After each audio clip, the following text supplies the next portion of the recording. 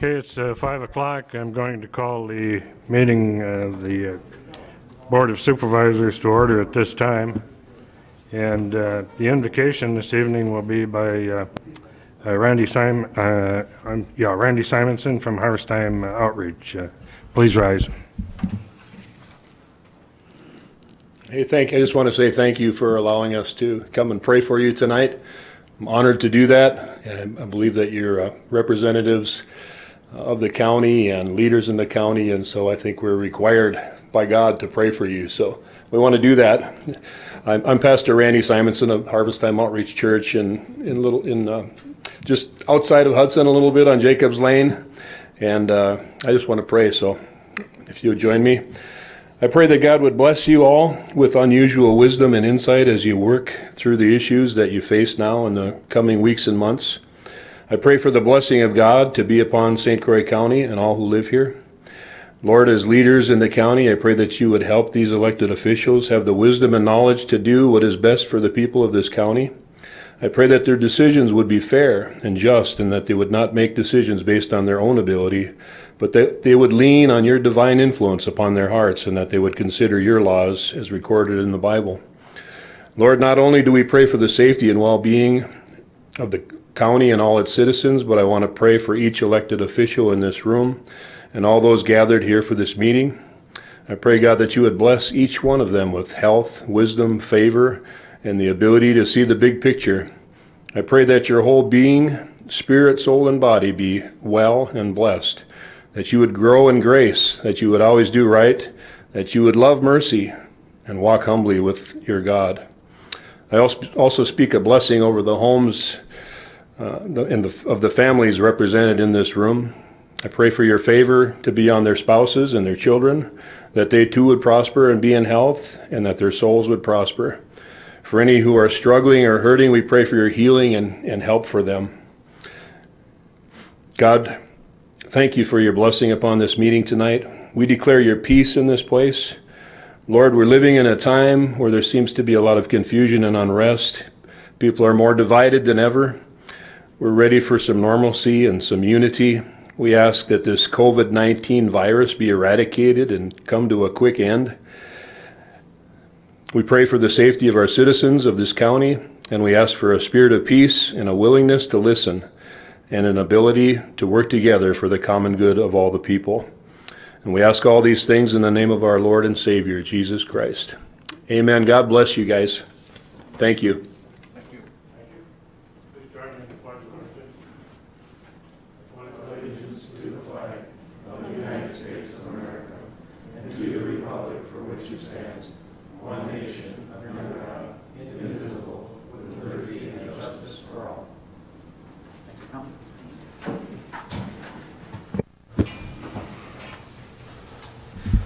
Okay, we'll proceed with the roll call. And Ken, did you want to address how we're going to do that? Or? And Okay, just I guess go ahead. we were going to go back to our old system that we used to have with the electronic voting system, but due to the number that are still not attending the meetings, we'll go back to the manual process. So next time, hopefully. So roll call, Ed Schachner. Present. Sean Anderson. Present. Bob Long. Present. Kathy Leaf. Present. Kara Cook. Present. Tim Hall. Present. Paul Burning. Present. Rick Otino.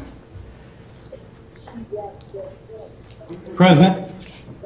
Bob Fiedler. Dave Osnes. Scott Counter. Present. Dan Hansen. Present. Scotty Yard. No.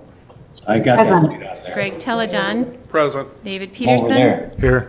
Paulette Anderson. Present. Judy Achterhoff. Here. Shelley Tomschick. Present. And Bill Peavy. Present. All present.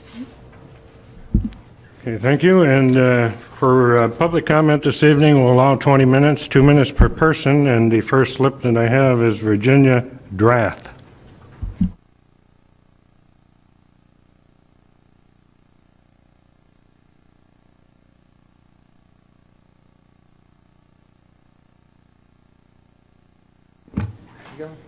Thank you.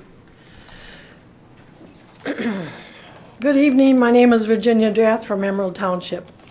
DNR has proposed rule changes concerning groundwater nitrogen standards to prevent nitrate leaching from manure and commercial fertilizer. This will, in essence, extend the groundwater protections previously enacted in northeast Wisconsin to other vulnerable areas in the state. The statement of scope for this rule, SS 077-19, was dated December 2019. How old is the data that they're going by? In reviewing the proposed target areas for these rule changes to apply, we see that a large section of central St. Croix County is included in the targeted areas. However, east of Highway 63, where a lot of farming occurs, has been excluded. This concerns us as we recently learned that Emerald Town Hall's last nitrate test was 40.3 micrograms, which is 4 times the recommended limits. There are creeks in the eastern half of the county that flow into the Willow and the Kinney and the St. Croix River. Data from our area would be significant as you are working on the Willow and the Kinney watershed projects. I don't like the idea of Emerald Township being a sacrificial township. Which township would be next? We would ask that our county board submit a letter to DNR asking for the eastern part of our county also be included in the target areas due to nitrate contamination currently being found in public and private wells in the area, and also of the numerous sinkholes. I would like to think the county wants to do all it can to protect the citizens' health and safety. Thank you for ongoing water monitoring programs, data collecting, and the financial investment in the projects. Thank you. And I hope everybody's gotten a Star Observer paper. There's going to be a 7-week. Thank you. Yep.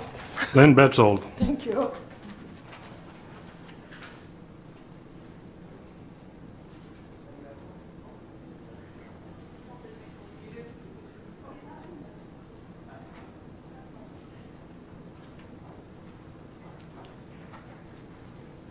Hi, everybody. Lynn Betzold, Roberts, Wisconsin. I brought a visual aid today. I'm not sure if all of you, because you're not on the Health and Human Services Board, of course, you're not going to be reading up on everybody's business. But I would like to make you aware of a document that the Wisconsin Counties Association has come up with. It's a guidance for communicable diseases. And there's some concerns in there that I have. They may seem very far-fetched and something that you would not imagine that could occur in our county or in our state, but without your help in getting new people on the Health and Human Services Board, the worst case scenarios, I believe, will become a reality in our neighborhoods and communities and schools, nursing homes, and potentially affecting every home. A couple of concerns, for example, is a health officer could have a warning, isolation, quarantine order in effect, closing down businesses, for a communicable disease. And as we remember from the fall, a communicable disease was defined very, very loosely. There was not a very clear-cut definition of communicable disease. And this one I thought also highlighted something interesting to me. If somebody had a court order for isolation or quarantine, they could be charged for any and all expenses for the necessary medical care, food, and other articles needed for the care of this person during periods of court-ordered confinement. Their insurance carrier could be liable to our county for reimbursement of those costs for employing guards, maintaining quarantine and enforcing isolation of the quarantine area, and conducting examinations and tests for disease carriers made under the direction of the local health officer. I realize, yes, there are communicable diseases that raise a lot of concern, but with last fall's ordinance, I'm highly concerned that these could become reality. How can we be sure that businesses or individuals wouldn't be targeted for any of these measures? Please vote no for the 3 individuals that Ken Witt is bringing before you today. Teresa Faldy.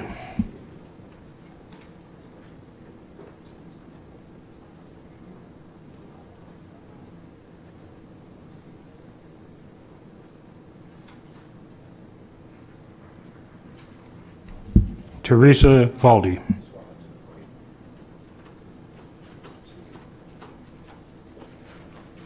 Hello, Teresa Faldy.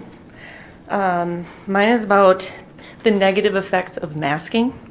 I have a source from WHO, the World Health Organization. The study was done in June of 2020, the likely disadvantages of masks by healthy people. The increased risk of self-contamination from the manipulation of the mask to subsequently touching with your eyes and your mask with contaminated hands. Increase of headaches, breathing difficulties, which has led to death, from reduced oxygen and increased CO2 inhalation, fatigue, especially in young children. The development of facial skin lesions, irritant dermatitis or worsening acne, waste management issues, improper mass disposal leading to litter in public places with risk of contamination. Another source is the Hamburg Environmental Institute back in July of 2020 in Germany. They warned of the inhalation of chlorine compounds in polyester masks as well as problems in connection with face mask disposal. Another source was just done here in Canada.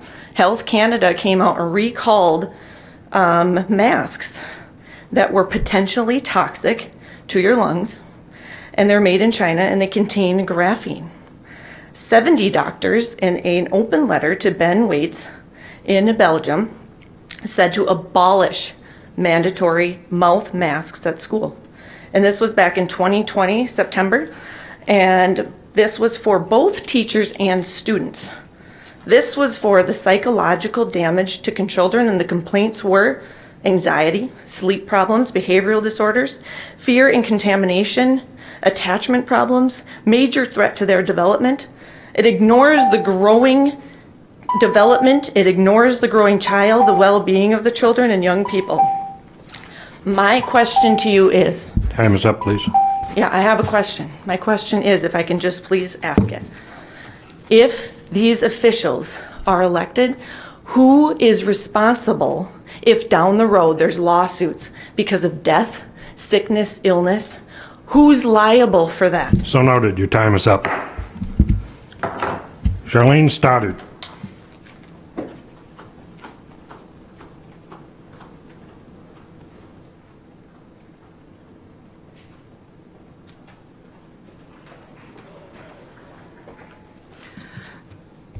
My name is Charlene Stoddard. I live in Roberts, Wisconsin. I've appeared before you many times before. I'm sure you can recall the health ordinance created quite a stir and received a lot of feedback from the community. In a very narrow vote, the majority of you voted it down, to which I and many others are personally very grateful. It is with that gratitude that I ask you again that you consider those same voices you heard months ago and be consistent with your vote tonight. The current HHS board is not representational of the people. Per your bylaws, members of the local board of health shall reflect the diversity of the community. I think that was very evident this past fall. The two supervisors that Ken has put before you tonight are both supervisors who voted in favor of the ordinance. Citizen member Ms. Lindemann has given very minimal input in her meetings, much less any health advice that would vary from the media and governmental narrative of wear a mask, social distance, wash your hands, and the current get the vaccine. The current board has not addressed the whole person's health, the body, the spirit, and the mind. Instead, there's only been censorship, ignorance, blind obedience to the narrative that appears to bring the most money to our county. How much money is my life worth? How much money is your life, the life of our citizens, in comparison to the money that will be sent to further control and injure citizens? You could be the change tonight with your one vote along with others. The majority of the HHS board is for more governmental controls, desire to commit medical tyranny by implementing and supporting medical treatments with unknown side effects, short and long term. Seemingly, the obvious desire is to keep board members and county staff who will continue to do the bidding of the state and the national agenda, not the citizens that they represent. As demonstrated in these past months, most of you are for the agenda at hand, not supporting our constitutional republic. Thank you very much for your time.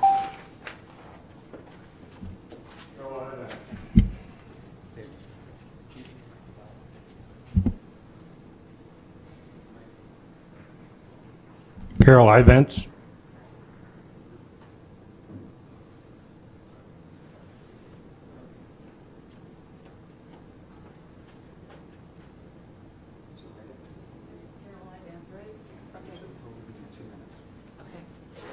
Hi, I'm Carol Ivance. I live in Hudson, and since that other gal went through all the long lists of health problems, I won't have to deal with that, so I can go straight to a paper that was co-written by Dr. Fauci in 2008, and this was based on studies that they looked at the 1918-19 flu pandemic, epidemic, whatever it was, and it turned out that the reason that so many people died was because of bacterial pneumonia on top of the viral infection.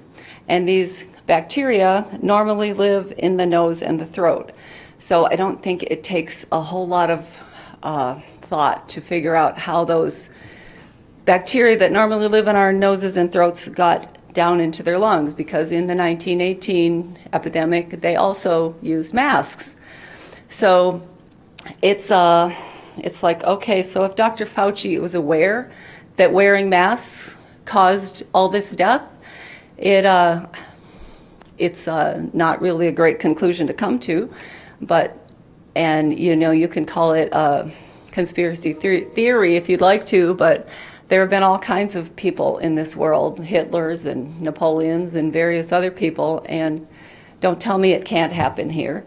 Don't tell me it isn't happening here. You can choose not to believe it, but I think it's pretty important for us to look at the facts. This paper that he co-wrote showed very clearly that it was the bacteria that normally live in our noses and throats that caused the increase in deaths. So my question is, the medical people on this county board, are we looking at what masks do to our health? We've got an awful lot of small children who are being forced to wear masks in school. At least in Wisconsin, they don't have to wear them when they're playing sports, but so many people wear them outside, and rats.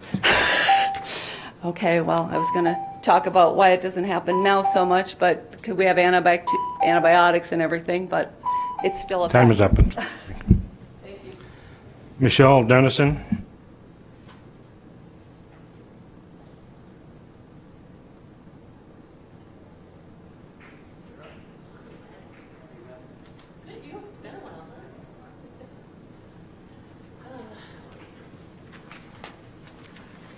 Michelle Dennison, Hudson. Dear supervisors, your vote here tonight will be noted by the people. If you were a supervisor who voted against the ordinance, your consistent vote and that which would respect the voice of your constituents this past fall would be a no vote for all three of these appointees. These supervisors were Ed Schochner, Sean Anderson, Kara Cook, Paul Burning. Please do not use names. If you voted for any version of the ordinance, tonight is your chance to show that you now desired to respect the God-given right for people to be free. I believe it's our right to know how our constituents and our supervisors voted. Those supervisors were Kathy Leaf, Dave Osnes, Scotty Art, Paulette Anderson. Please do not use names. I'll give you one more chance. Additionally, the following unelected Health and Human Services employees voted for and supported the constitutional ordinance. There was a certain doctor and various other people associated with a health organization. The current HHS board desires to keep 2 of the supervisors and 1 citizen member for a 3-year term. This board has demonstrated that it is incapable of answering very basic questions. One example is a question that has been asked repeatedly yet ignored. How many cycles is a PCR test tested at? Surely a nurse or a county health officer would have access to obtaining this information. The supervisors, with the power they have in their position, would have asked for sure if it was found out. Yet we still hear crickets on the question.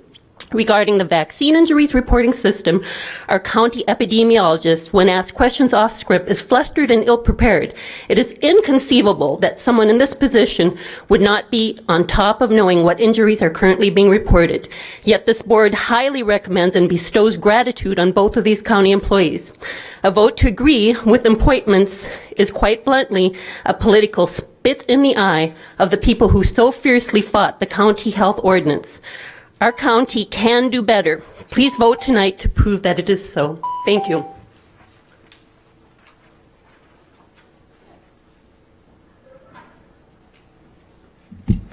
Debbie Kraft.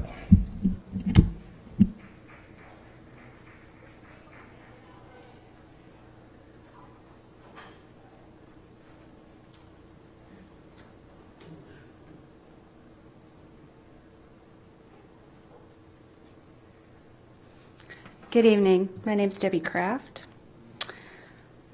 I am reading from the state statute 251.03, which says, and I quote, in appointing the members, whoops, that is not the part I want.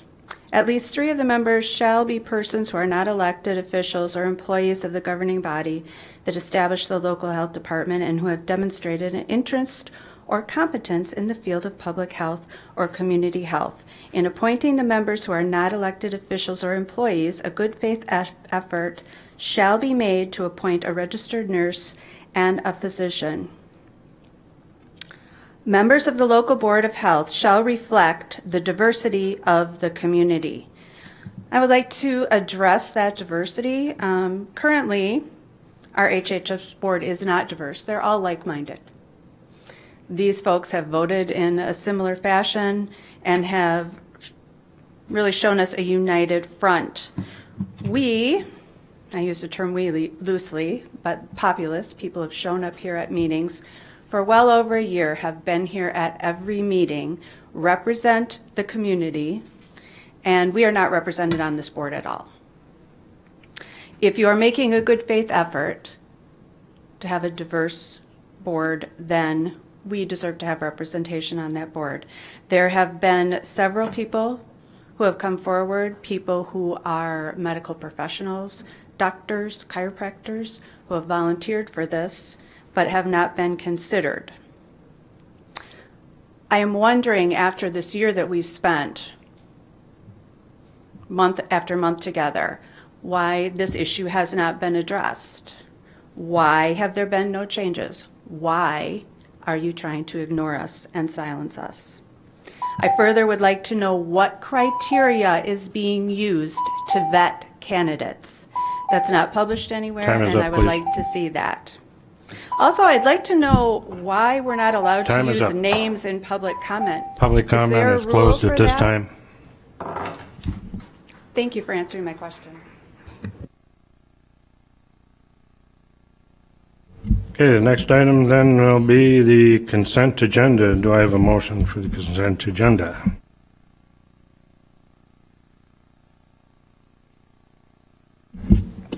Mr. Hausness, do we have a second by Supervisor Anderson? Discussion? Seeing none, we're ready to vote at this time. All those in favor signify by saying aye. Aye. Aye. Aye. And opposed? Carries unanimously. Thank you.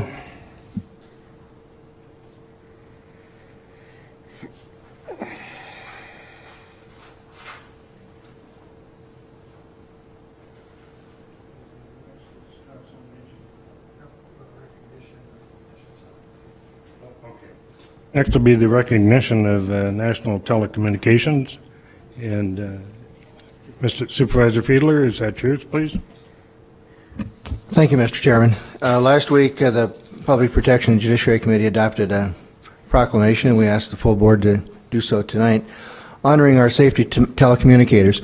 I'm not going to read the whole proclamation. It's got a lot of whereas clauses because these people really, really work hard. They're part of the Sheriff's Department. They're located on the local level. They take almost 140,000 calls a year. It's almost 400 calls a day. 30,000 of those are for emergencies, for law enforcement, for our firefighters, and for medical first responders. They're the vital link to get information. They transmit the information to the people I just mentioned, the police, the firefighters and medical responders. They're the vital link to continue the communication that's going on back and forth. They do a tremendous job. I'm just going to read the last two whereas clauses and the therefore clause. Whereas each dispatcher, whereas the public safety telecommunicators of St. Croix County have contributed substantially to the apprehension of criminals, suppression of fires, and treatment of patients. And whereas each dispatcher has exhibited compassion, understanding, and professionalism during the performance of their job in the past year, therefore be it resolved by the full board that we recognize April 11th through April 17th to be National Public Safety Telecommunicators Week in St. Croix County in honor of the men and women whose diligence and professionalism keep our county and our citizens safe. Thank you, Mr. Chairman. Thank you, Supervisor Fiedler. And the next item then would be COVID vaccine distribution update. Kelly, will you handle that? Or Ellie? Yep, let me go ahead and share my screen. We just have a couple brief updates coming from Public Health.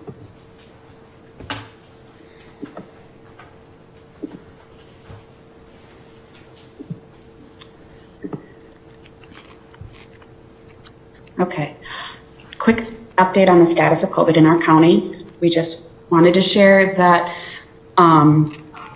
currently cases are on the rise, and what we're seeing now is that St. Croix County has the highest rate of new cases per day per population in the entire state. So we stand at 30.9. We are the only county to have crossed over 25. And so we are seeing that an increase predominantly across the board in age group. What else is increasing, and good news, are our COVID-19 vaccinations. This is a new slide that will be featured on our dashboard. It's to help the residents of St. Croix County understand the proportion of individuals who have received one dose and the percentage who are fully vaccinated. So what you're seeing here is each side we have total residents vaccinated, and on the other side we have residents 65 plus vaccinated.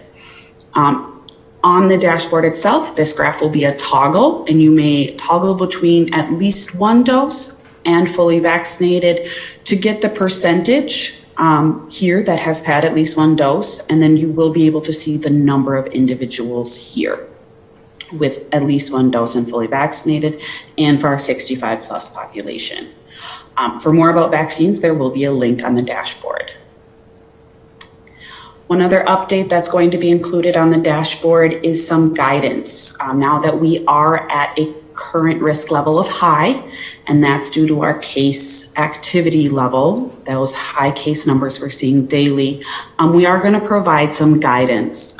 Some recommendations here on the gatherings and the bars and restaurants, and also just the recommendation we always give of wearing a mask, physically distancing, and washing hands.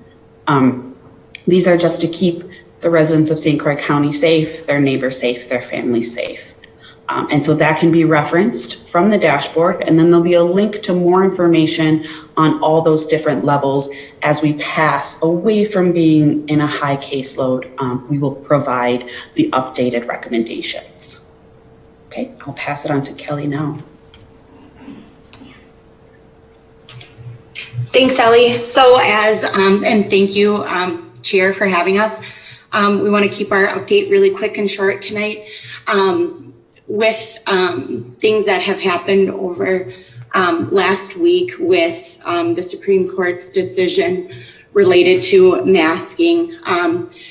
Each county now has to take it upon themselves to decide what is the best way to proceed for their counties to keep their residents safe and healthy. So later this week, we will be issuing a health advisory, making the recommendation related to continuation of wearing masks in public spaces as well as outdoor spaces when physical distancing is not possible. And the health officer does have that authority under state statute 250.03. So we will be making that advisory later this week, and we will communicate more about that as the week goes on. Next slide. That's it. That's it. Just a couple of other things I wanted to quickly highlight. We continue to work with our schools as well as all of the vaccinators in our county who are providing vaccines. We continue to meet with them weekly to talk about what kinds of supply of vaccine we're getting and who we are vaccinating. Kind of in, as now you know, the governor did declare that anyone who wants a vaccine who is 16 and older, because that is the eligible population that can receive vaccine, we are wide open now. So a little bit less on priority groups. Our hospital systems and clinic systems said today that they are going to continue prioritizing their patients of record as well as the priority groups that we've seen thus far. So that was one update. I wanted you guys all to know that good news, more vaccine is coming in. We received last week our first shipment of Johnson & Johnson vaccine, which has been, people have been very excited to get at it as it is a one-dose vaccine. So there's not a lag time between doses. And I think that is all we have for public health updates. Thanks again for having us. Thank you. Okay, the next item then, I'm sorry, question, Supervisor Hall. Mr. Chair, if I may, can you tell us, for those who would like to get vaccinated, what our timeline would be for full availability of a variety of vaccines? Do we know that yet? So I think that question, if you have a healthcare provider, absolutely check with them. We are not in a position at St. Croix County Public Health to offer choices in vaccine. Right now, we are only receiving Pfizer vaccine and Johnson & Johnson, and we are going to use our Johnson & Johnson vaccine, that one-dose vaccine, for employer pods, which are POD stands for point of dispensing. So we know we have employers in our area who have a lot of staff who want vaccines. So instead of having to go to an employer twice, it is more fiscally responsible to only have to go out and take our show on the road once with the Johnson & Johnson vaccine. Therefore, our clinics will be, our clinics that we hold on Wednesdays at WITC will be Pfizer vaccines, but definitely calling around to your providers. Many more pharmacy, retail pharmacy places now have vaccine. So checking on their websites is also a good measure to take if you are wanting one vaccine over the other. Supervisor Burning. I just have a question regarding hospitalization rates and how that's coinciding with the uptick. Yeah, so hospitalization rates we know is a lagging indicator. So we have kind of seen, and we can refer to Ellie for, I know for the last 3 weeks we have seen our cases increase again. I do know from our HERC, which is our Healthcare Readiness Consortium, which consists of all of the Northwest region. I got an update today that hospitalizations patients overnight, so hospitalizations from would have been Monday night to Tuesday night, went from in our region, so from Douglas County, I believe all the way down to Eau Claire County, went from 14 to 32, so they did double, as well as Minnesota is particularly tight on med-surg beds at this time. I don't have any status update on their ICU beds. Since we know hospitalizations are a lagging indicator, we could anticipate more hospitalizations in our immediate Tri-County area or even our own St. Croix County area within the next couple of weeks. Ellie, do you have anything to add?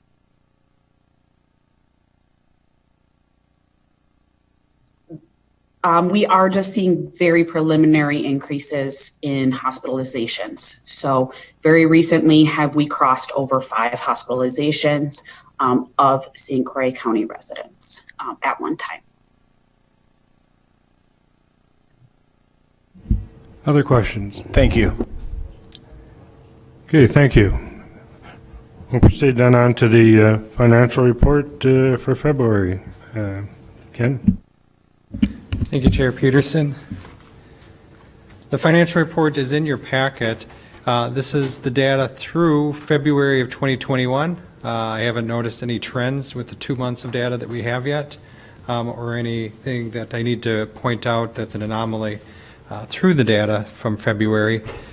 We have wrapped up nearly all of 2020 data, though, and the two things that I would point out is we finished in the black for the year, and the two main things are we ended up with $1.8 million over budget on sales tax revenues, and then the $1.6 million from the CARES grant.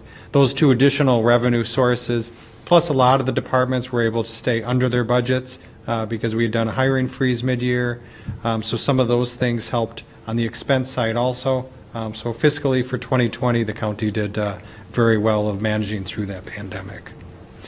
Are there any particular questions, though, on the financial report that is in your packet?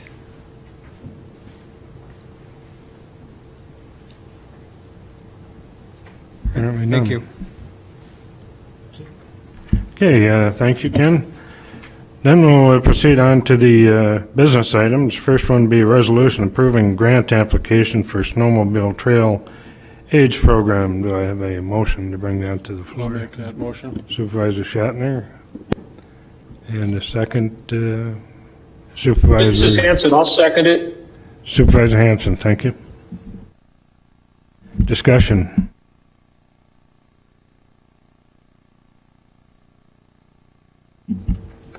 No questions? Okay, I guess we're ready to vote on that then. All those in favor signify by saying aye. Aye. Opposed? Carries unanimously, thank you. Next would be the resolution approving $80,000 of contingency fund for broadband assessment. And do I have a motion to bring that to the floor? Supervisor Long, second by Supervisor Osnes. Discussion. Ken, did you want to address that briefly? Bob, go ahead. Yeah, so there were two proposals that we had narrowed the selection down to. It was HR Green and Design 9. We did interviews with a staff group, and we are recommending the Design 9 and MSA contract. So those are the one of the two proposals that we're recommending. We should be able to stay within that budget, although they do have an alternate for some additional outreach to the community that might have a little bit of additional cost. And the one, I guess, thing that I would throw out on this is that we're asking for the contingency fund use now. We have $100,000 budgeted for the contingency fund. Once we get proper guidance from the U.S. Treasury on the federal money that we're getting, we may end up rotating this project over to that money instead. But if that doesn't work out exactly the way I think it will, then I need the contingency fund in order to be able to cover the project. So before I sign the contract, I want to make sure I have at least one of the two funding sources. So that's what I'm asking for tonight, is to approve the contingency, and I'll switch it later if necessary, or am I able to? Supervisor Burning. Is it possible to, like, do we have to have, like, do we know we're getting that money for sure then? That's what you're saying? The federal money. Yeah. Yeah, I would say we're 99.9% sure we're getting that money. What we have to do is we have to make a request for the money. We will get one half of it within 60 days of when the president signed that, so that's early to mid-May. But the Treasury Department still hasn't gotten around to giving us the proper guidance on exactly what we have to do for that. So, I mean, we're almost a month in of the 2 months that they gave them to do that, but I'm still anticipating that we will. So we'll get half of it in May. Exactly what we can spend it on hasn't been interpreted. We can read what's in the law itself, and broadband is listed in the law, so I feel fairly confident that I'll be able to shift this project.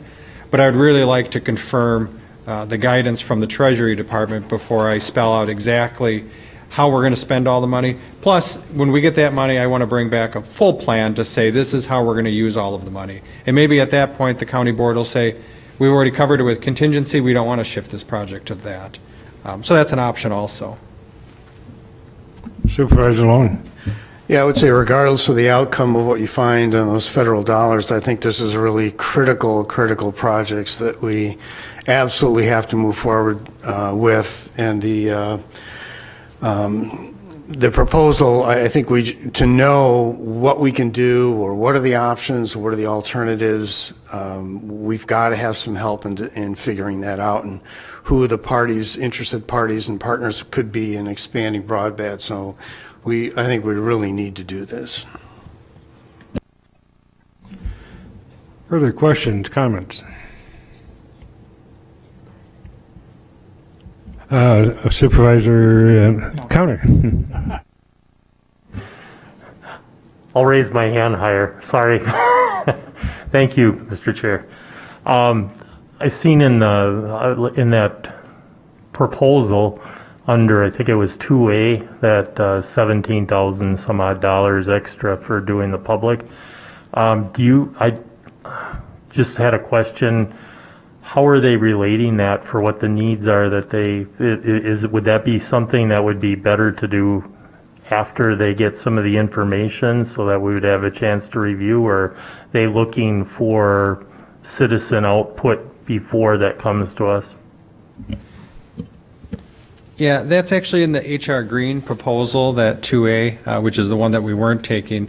There is something fairly similar, though, that came up with the Design 9 proposal.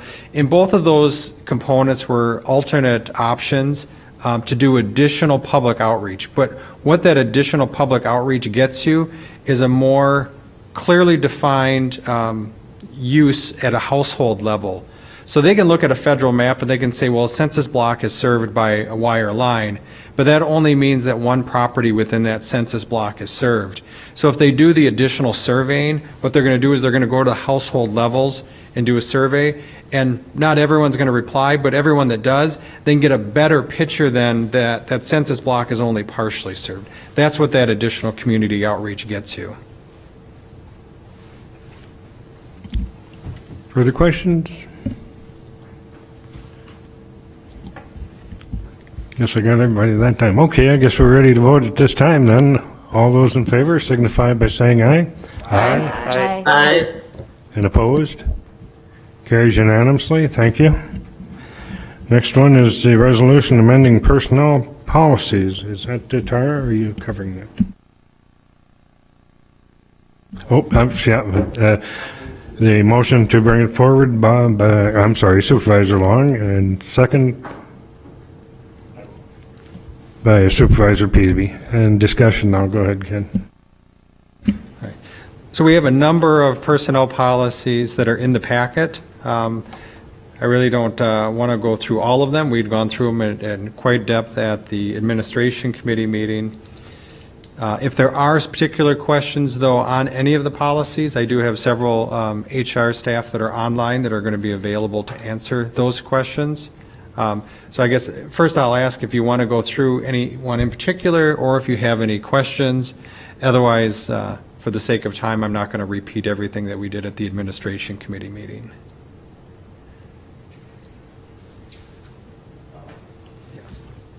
Supervisor Long. I'll just add that, thank you, Ken. We do go through these, and there's in quite a bit of detail in the administration committee, and there will be a lot more coming from my understanding. So I just want to at least assure you that they do get, fully vetted for the most part. A lot of them are just reformatting into a new format, so we don't really spend a lot of time on them, but there are a number that we will go through in a fair amount of detail. So we do look at it, I guess is my point, and I just want to assure you that we are going through them. Thank you. And the purpose of this exercise, I think, is doing two, maybe three things. One is we're reformatting everything into a new format that's going to be easier to read and easier to find things. We're really breaking apart some of them into more sections. Two is we're rewording areas where we've run into questions before. So somebody says, well, what does this really mean in the policy? So we're expanding that wording or better defining what that is without really changing the intent of the policies. And three is there are a few areas where we'll take a closer look at a policy and make a change in practice. And when we do that, generally we bring that up and highlight that specifically for administration. Other than a couple of these being new policies that were practices, but not in a policy. I don't believe anything here is of a significant change from what we've been practicing in the past. Judy Octoff. Supervisor Achterhoff. Yeah, I just have, how involved were any type of employees or employee group in creating these? Or was this all heads of departments and admin? Oh, maybe HR Director Davies Fox would like to review that process. Sure. So every policy that we review and edit goes in front of both the staff advisory committee employee group.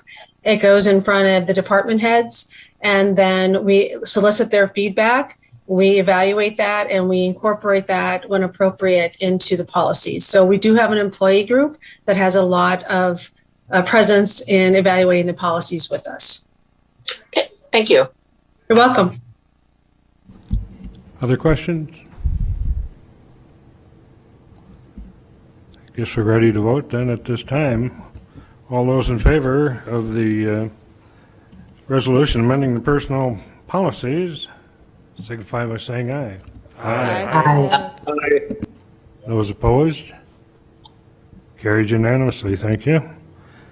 Next will be the resolution amending the county board rules and bylaws.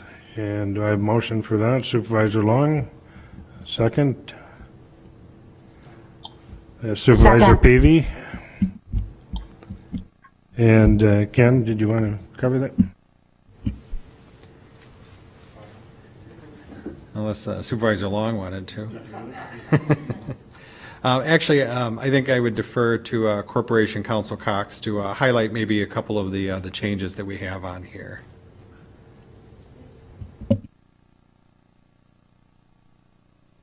Okay, I've unmuted.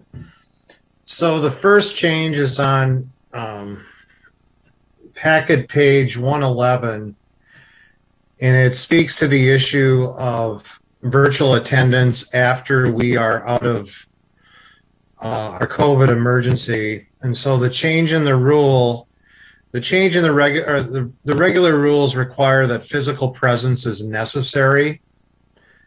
That is being changed for the county board meetings, allowing under newly created sub 7 for twice a year a board supervisor can ask the county board chair for the ability to appear virtually at a meeting.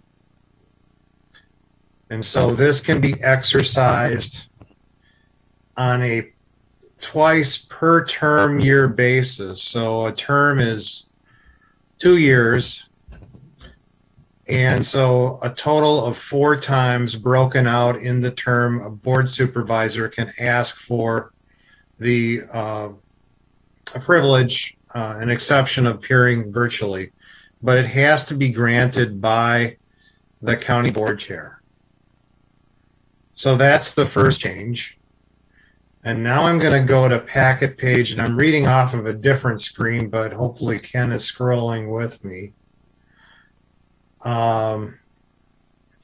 Just some cleanup language on packet page 113 regarding public comments. We had deleted the provisions about providing written public comments for committee meetings, but did not do that for the county board meeting. So this is going to make the practice consistent with committee meetings.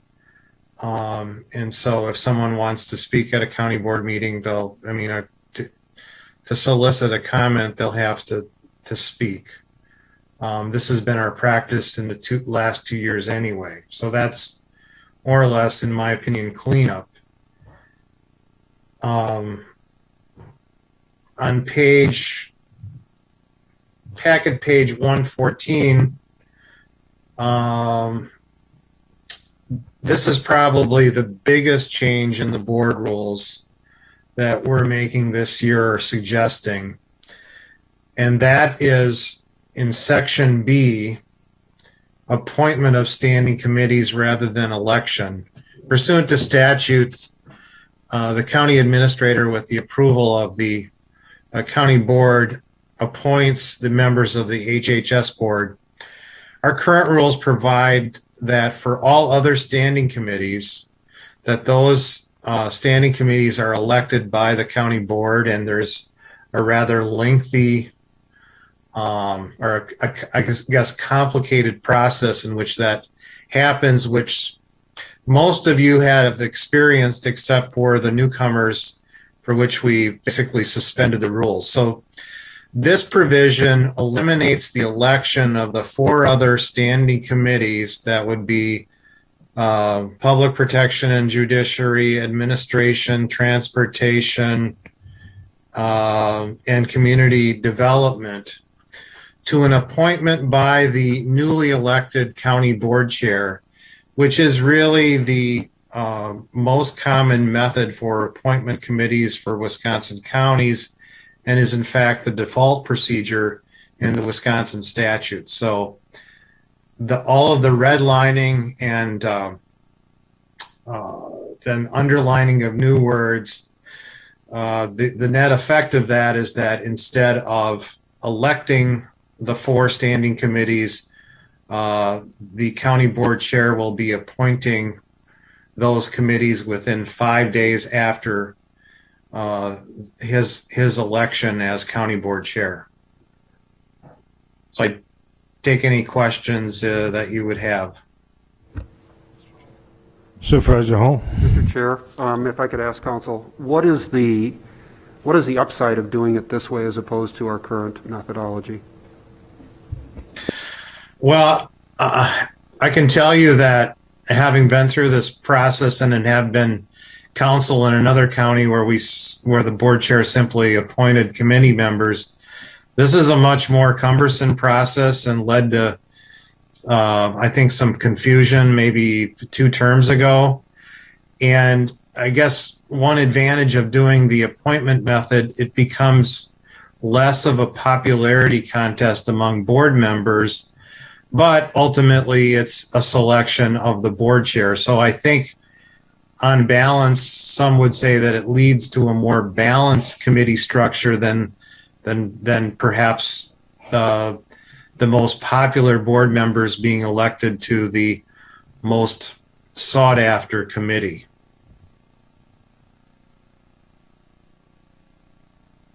Supervisor Long. Yeah, I'll speak to that. I think many of you have been through that process, would probably agree with me, but it was very cumbersome, and it was almost a charade, so to speak. And it was my introduction to the county board, and it was, I hate to say this, but it was kind of an embarrassing introduction. That whole process was awful. So I really think this is the right way to go. I think Corporation Counsel said the right thing in terms of the importance of creating balance in all of our committees for different opinions and a variety of people to make sure that we're representing our citizens. I think that's really important, and I think the appointment process will better accomplish that. And then backing up with regard to the virtual attendance, I think we've all had a nice, we've got some experience now with virtual attendance, and so we thought it was, in the post-COVID world, that it was worth kind of dipping our toes into that on a limited basis. We also purposely didn't extend it to the committees, primarily just so that we can kind of test the waters with the board and make sure that we're comfortable with that, and we can fine tune as we need to, and then we can decide next year when we look again at the bylaws whether or not it makes sense to extend that in some form or fashion to the committees. Supervisor Achterhoff. Yeah, mine goes back. I just want to make sure I understand this, or if I misunderstand it. Am I to understand that there are no longer to be any written comments during public speaking?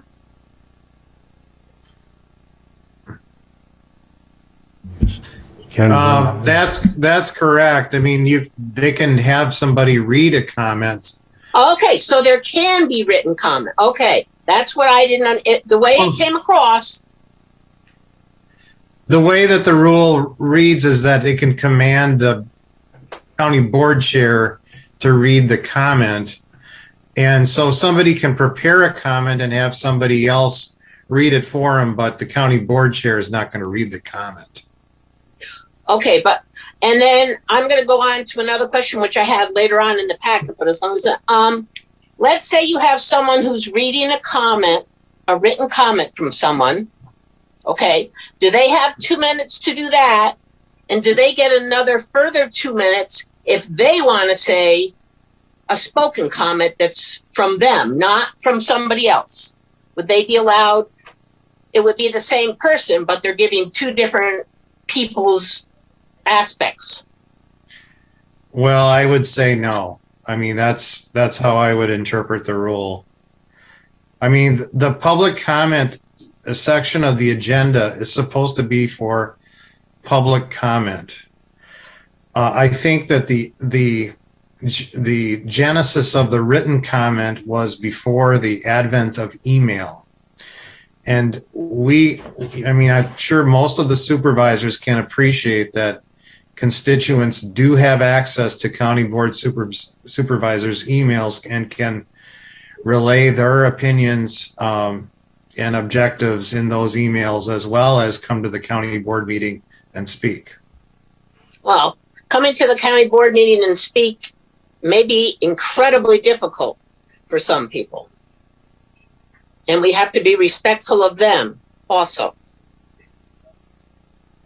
I mean, if you have someone who's in, I don't know. I mean, there just could be situations where it's physically incredibly challenging for someone to come and speak for the board, but then they'd have a written statement. So that means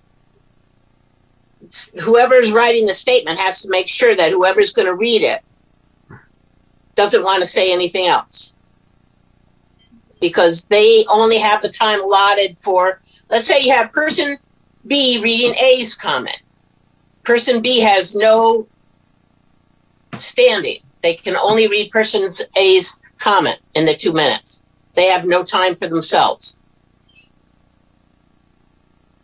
The way it's stated. The way I would interpret it. I go back to public comment under the open meetings law is supposed to be public comment. Well, I would hope that we as public comment would acknowledge that public comment physically being there is incredibly difficult for some people. And that, yes, they may email to all us supervisors, but that doesn't necessarily mean it's going to get into the minutes.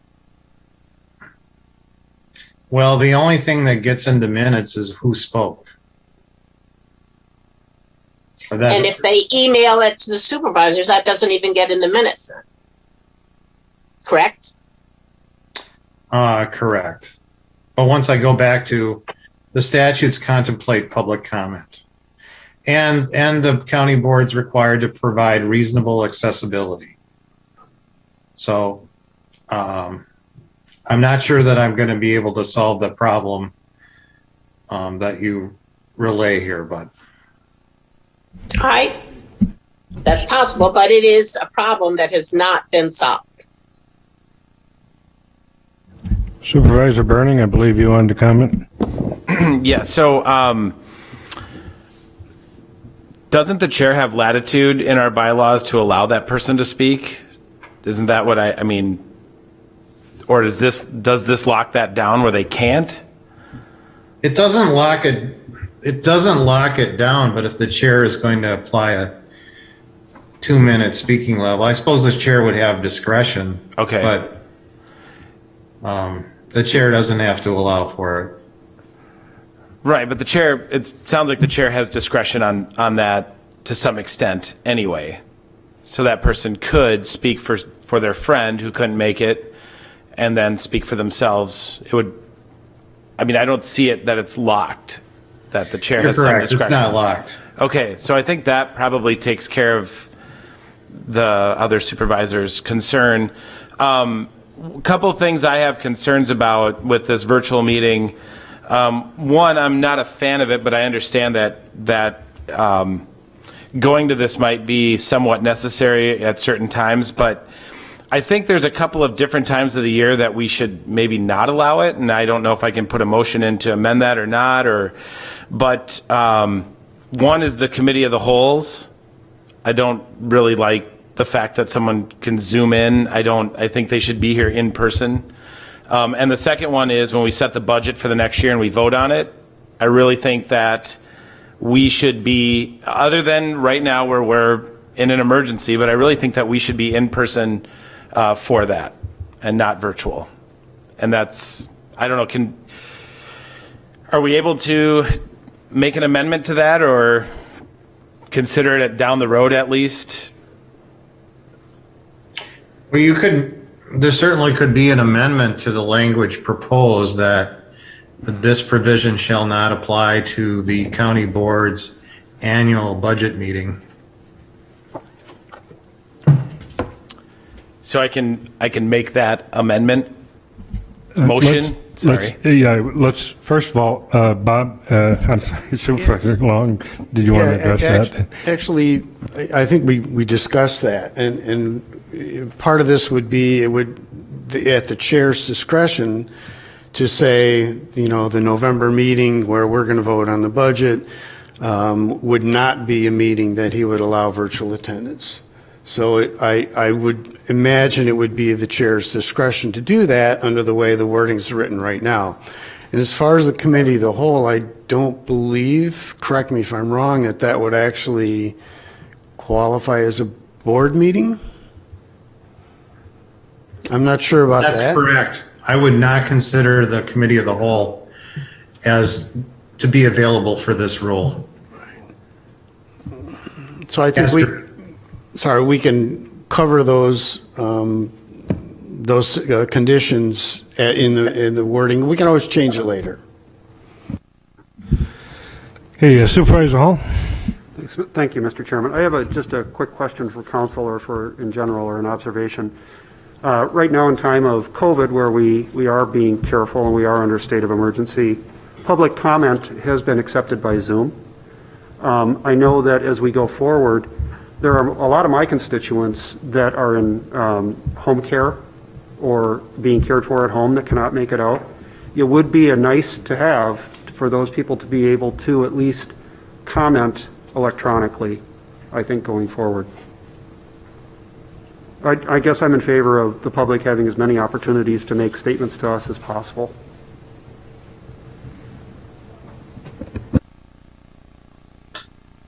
That would be certainly permissible if the county board were to adopt such a rule. Thank you. So basically, thank you, Supervisor Burning. The chair would have the capability to open that and make that allowable? As an exception. Corp Counsel, I believe that would be the case, would it not? The chair would have the option of allowing that for extenuating circumstances or whatever. Well, I think the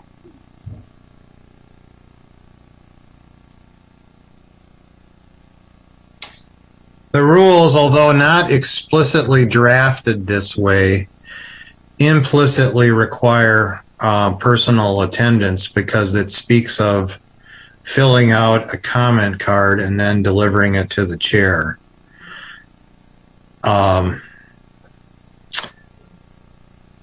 I think that the chair would probably have that discretion. My recommendation, if that were to be considered, that you actually incorporate that into the rules. Supervisor Long, would you correct me if I'm wrong on this, but didn't we discuss this to the point also maybe in a general discussion that once the emergency is done and we hopefully are out of this Zoom as much as we can be, that a individual case would be very costly for a Zoom setup? Is that a true statement? I believe that's the case. I know we had some technological concerns about that, and maybe our County Administrator Witt can speak to that. So again, the intent is to promote and encourage physical attendance as much as possible. So we want to try to make this limited and then see how it goes. But I think there were some technological issues that we were concerned about. So just a comment to that. I mean, would a speakerphone, I'm sorry, Mr. Chair. May I comment? Yeah. Did you want to address this first, and then if Mr. Hall has further? Sure, I can answer his next question he's going to ask too. So we do provide reasonable accommodations in different scenarios. So we have used a speakerphone where somebody's dialed in before, and we could provide Zoom.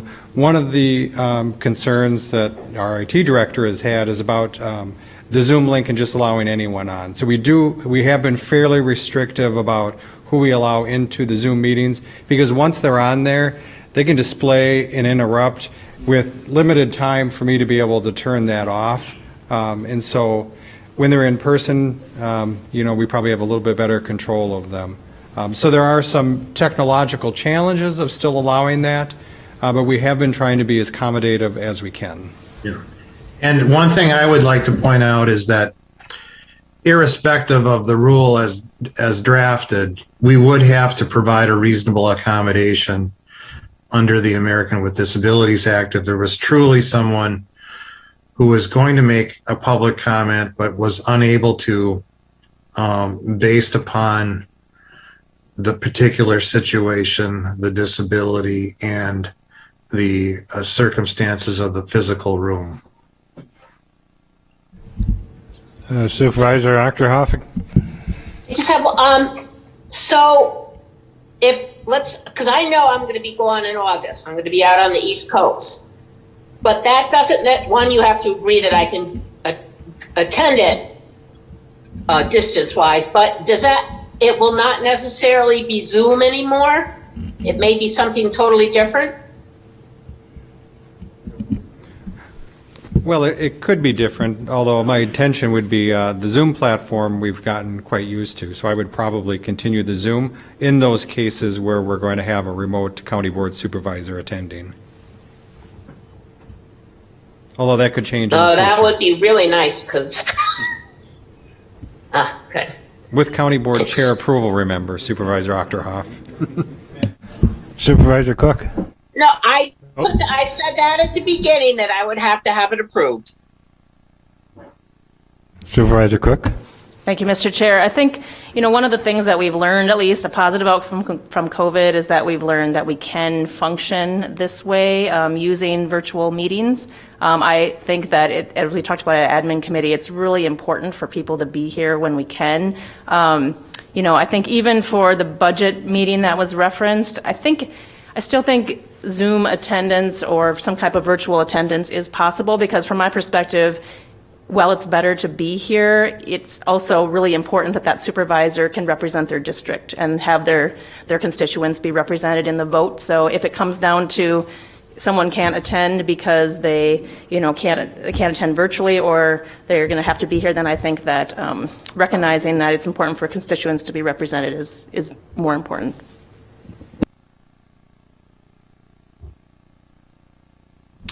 Further questions or comments? Did I miss anybody? I believe we're ready to vote then at this time. So, those then in favor of the resolution amending the board rules and bylaws signify by saying aye. Aye. Those opposed? Carries unanimously. Thank you. On the order of business items, in the interest of timing here, I'm going to move the Finance Department Annual Department Report ahead of the strategic planning kickoff. And so, who will be handling that? Ken, the Finance Director? Finance Director. Okay, go ahead, please. Leah?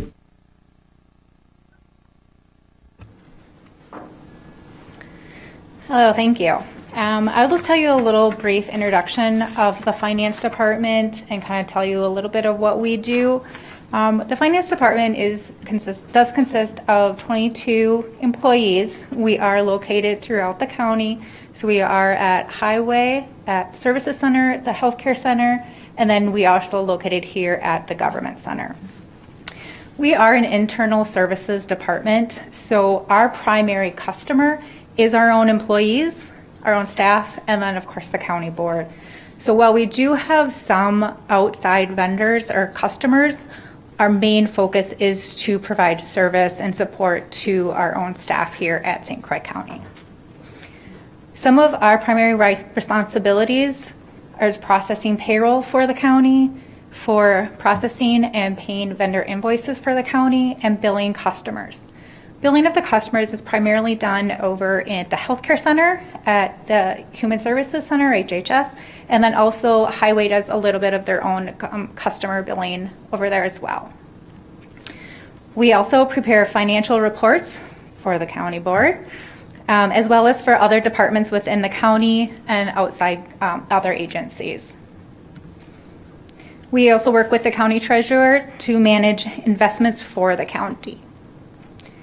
In 2020, we made a great deal of improvements to the new ERP system. A lot of these changes were small, but others did have a great impact on our system. Those primarily were done in the payroll and benefits departments or modules.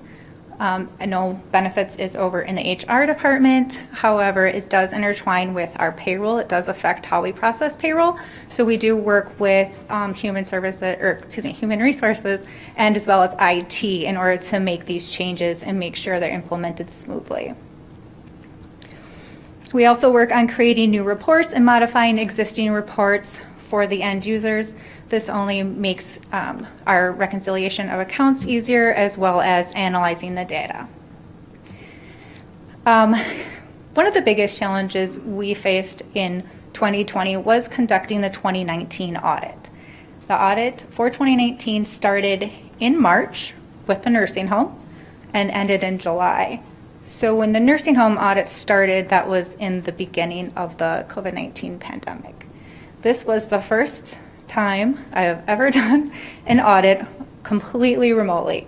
So that offered its own challenges. We had to figure out new ways to securely submit data over to the auditors and to make everything confidential.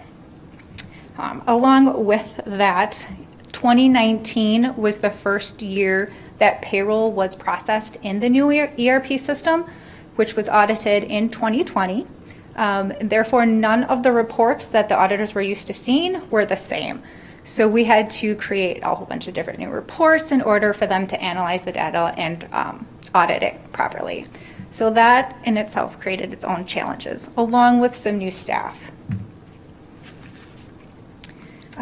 Some of our upcoming and ongoing items that we are going to be working on will be constantly updating these reports and making them or enhancing them so that we, as the system is changing, that we are changing along with it and we are able to provide the most accurate data possible.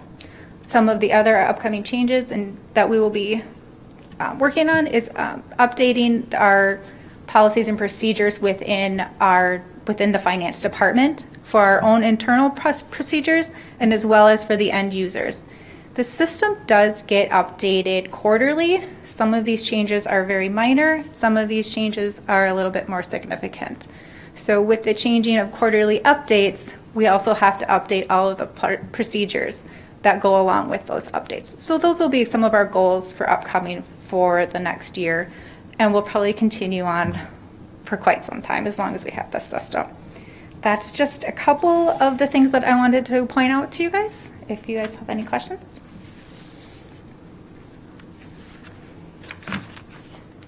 Apparently not. Thank you. Okay, thank you.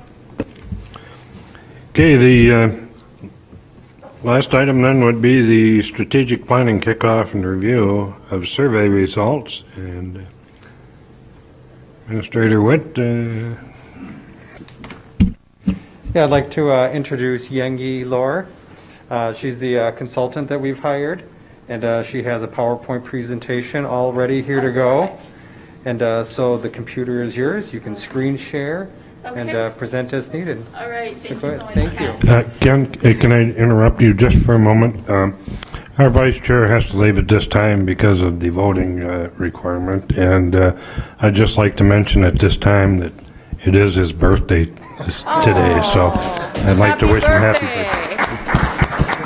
Happy birthday, Bill. I'm sorry for the interruption. Go ahead. Oh, no, I was going to say, if you guys want to take like a couple minutes to use the restroom or something, you've been in here for a little bit. If you want to do that, we can do that and dive right in. I want you guys to not be so excited. I don't know if that's okay with... Sure, we'll take a 5-minute recess. Is that good? Okay.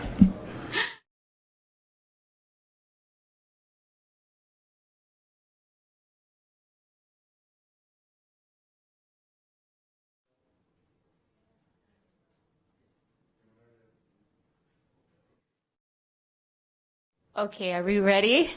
Do we get a little energized? I wanted us to take a break and really kind of put that behind us and really focus on something so exciting to me and why I'm here for you guys is your strategic planning kickoff. Really the purpose of today is to introduce me and my team. Eric is also on virtually, and Jensen is also there as well. We'll talk a little bit about our organization, WIP's research partners, and then we'll kind of dive into the survey, but we want to make sure that we're aligned.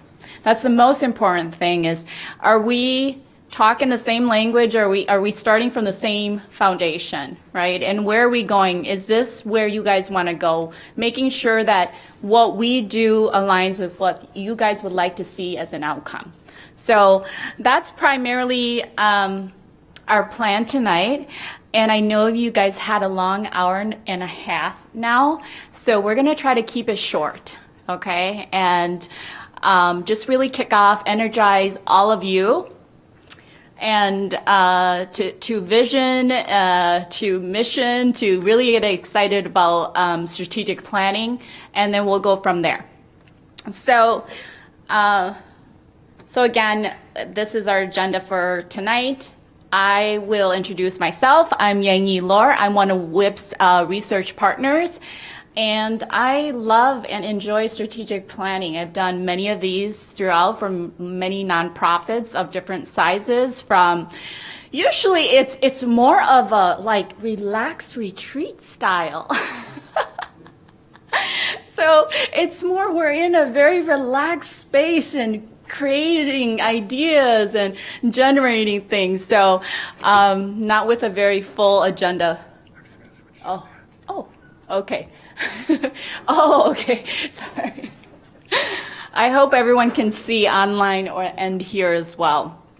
So I'll have, so again, Yang-Yi Lor, one of WIP's research partners. I will be the project manager. And Eric, do you want to introduce yourself? Sure. I hope you can hear me. I'm Eric Giordano. I am remote at the moment, awaiting my second vaccine, so I look forward to joining you in person in our next visit.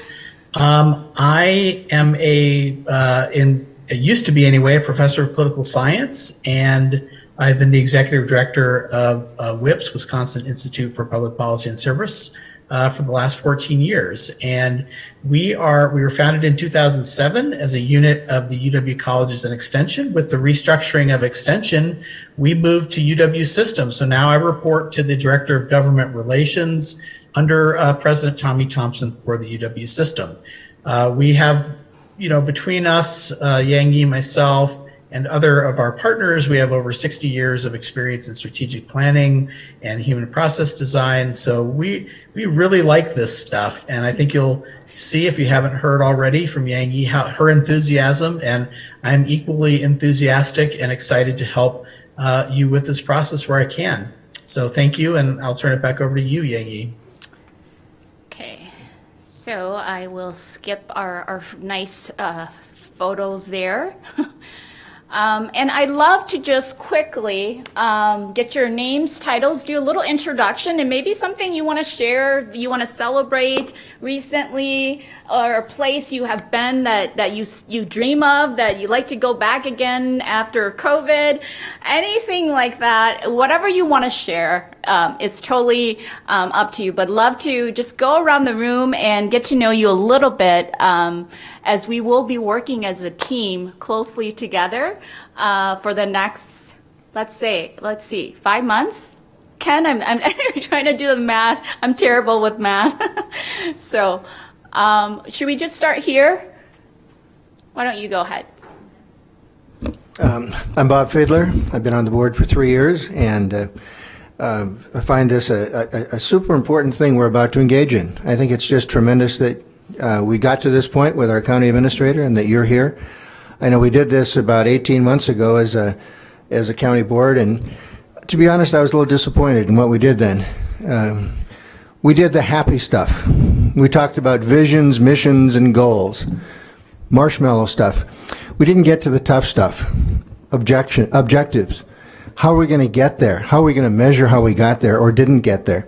So I hope that this process takes us through all the steps of a strategic planning and engages both the near term and long term. And then we'll just continue to go around the table if that's okay. My name's Paul Burning from Hudson, Wisconsin, and I enjoy my family and playing cards. And I don't know, this is going to be an awesome process, so thank you for doing it. Awesome. Thank you. I'm Tim Hall, also from Hudson, and I'm new to the board. This is my first term. And I also look forward to having a process in place where we can work together as a team to come to a consensus on what's going to be best for our county going forward. And personal note, I won my battle over the rototiller that would not start today. So I declare victory in that fight. Awesome. Congratulations. Hi, I'm Kara Cook. I also represent Hudson, District 5. I'm very excited for the process as well. One thing that is exciting, I think, as part of this process that you have mapped out is, the community engagement component, because I think what we're really trying to do with the strategic plan is capture what the citizens of this county need, and then adequately represent them. Something about me, I just became the mother of a new fur baby 2 weeks ago, so there's very little sleeping and a lot of biting in our house from our baby golden retriever. So. Oh, golden retriever, love it. Good evening. I'm Bob Long. I'm in District 3. Been living in Hudson here for a little over 30 years now. And in prior lives, I've done a lot of strategic planning, so I'm really excited to get this process started and get going. I'm noting the folks. I'm noting my allies. And on my personal note, I put my snowblower away, so it's done. Onward with spring. Sean Anderson. I reside in Holton, and I'm just really looking forward to doing this process. I'm Ed Schochner from Somerset. I've been on the town board for nearly 38, or have been on 38 years, so I understand how planning's important and where we're heading to, so thank you. Mm-hmm. I'm Ken Witt. I'm the county administrator, and my son's finishing up his senior year of high school right now, and by the time this process is over, we'll have him shipped off to college, so I'm actually very excited about that. And he'll actually attend, right? Yeah. My nephew had to, come back. I'm Dave Peterson. I represent the town of Kinnickinnick, and I'm looking forward to this. I've got just an outstanding board of supervisors here that I work with, and I'm looking forward to it. Mm-hmm. I'm Cindy Campbell. I'm the county clerk. I'm in my 19th year here as St. Croix County Clerk, and I've been through a few of these with the county board and department heads. I picked Baylor to win the NCAA men's basketball tournament because my grandson's name is Baylor. Aww. My name is Paulette Anderson, and I represent Hammond in the area around there. I run an arts agency. I run the community ed program. I'm an avid gardener. I already have my onion spinach in. And I actually, most important thing in life is I teach unicycle. So. Hi, I'm Greg Telejohn, lifelong resident of St. Croix County. I represent Aaron, Warren, a little bit of Warren and Richmond Township. Live in Richmond, address, have my own business here in Hudson on 2 different chambers, so kind of community involved. So, and yeah, planning, that's all what it's about. So. Awesome. Nice And I'm building birdhouses lately in the nice weather. Birdhouses, yeah. Yeah, birds got to live too. Yeah. Yes. Next. I'm Scott Coner. This is my first term on the county board, but I have had 14 years on the town board for the town of Star Prairie. Live in the town of Star Prairie and represent them, and the village of Star Prairie and Stanton Townships.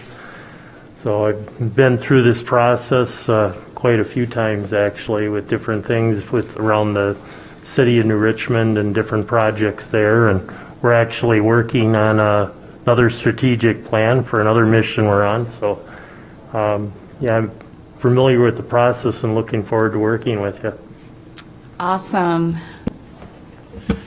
Hi, I'm Dave Osnes. I represent the City of River Falls, Town of Kinney, and I share part of Troy Township with Bob. And this is my 11th year on the county board. Wow. I think it's fair to say we all enjoyed this nice warm weather. The last few days, it's brought a lot of smiles to our faces and a lot of laughter, and it's a good kickoff for our strategic planning. I know. To be honest, as I was coming in and it started to thunder, I was like, who is jinxing me? Today is the kickoff. Do not storm. And of course it went away, so I was happy. Am I missing? Are you guys part of? I'm Rob Creechy, and Highway Commissioner. I sit in the back corner to avoid public attention. So. Oh. No, I'm just teasing. Okay. Well, awesome. You're also part of the I work for the board. Okay. You're going to see him tomorrow. So there are a couple of supervisors, though, that are on line. So I'll call them off so we can make sure we catch all of those. So Supervisor Achterhoff. Okay, Judy Octroff, I represent 6 communities in the northeastern part of St. Croix County. And I will have to say that looking forward to this, but I'm also like looking at off-kilter, different viewpoints instead of the normal viewpoints. Doesn't mean you have to do them, but it might give you an idea that would work out fantastically. So looking forward to this process again. Mm-hmm. Supervisor Ard. I'm Scotty Ard, District 13, City of New Richmond. I do have a great deal of history and strategic planning from the City of New Richmond.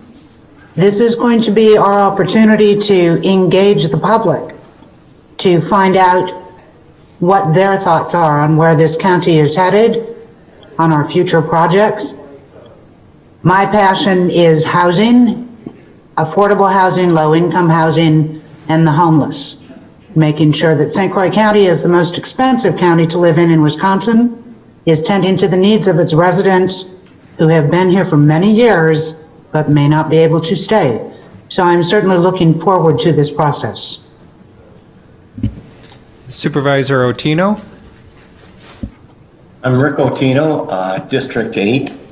And we've been here in Hudson for 20 years, and due to COVID, we've been kind of sequestered as everybody else has, but looking forward to getting back active with my therapy dogs, possibly in May at Western Wisconsin Health Center in Baldwin on a no-contact basis to start with. So at least we'll be able to put smiles on people's faces when they're walking by.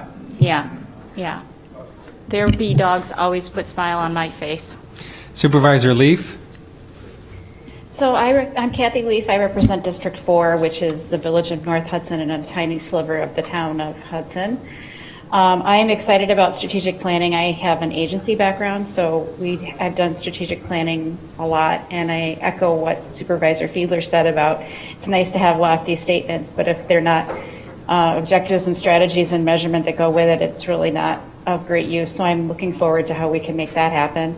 The best news in my household is I too have a senior, and they have selected a college. So when we're done with this process, my child will be going to Portland and getting settled out there. I'm traveling out there to Oregon, so how interesting. You said Portland, Oregon, right? Yes. Yep, Reed College. So it's a tiny awesome. little college in Portland. Supervisor Tomschick. I'm Shelley Tomschick. I am in Baldwin. I've been here going on about 12 years. I have not been a part of strategic planning before, so I'm interested to see what ideas everyone comes up with.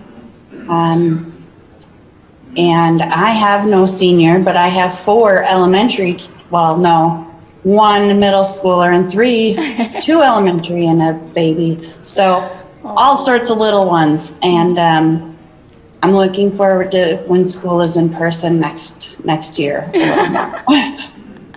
Yes, me too. All right, and finally, I have Supervisor Hanson.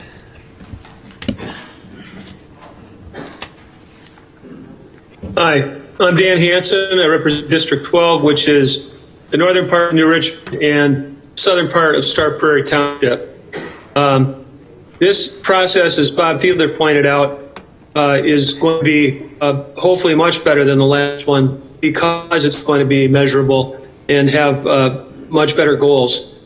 I'm also happy to be including the public. I've volunteered and had an outstanding individual from Richmond agree to step forward.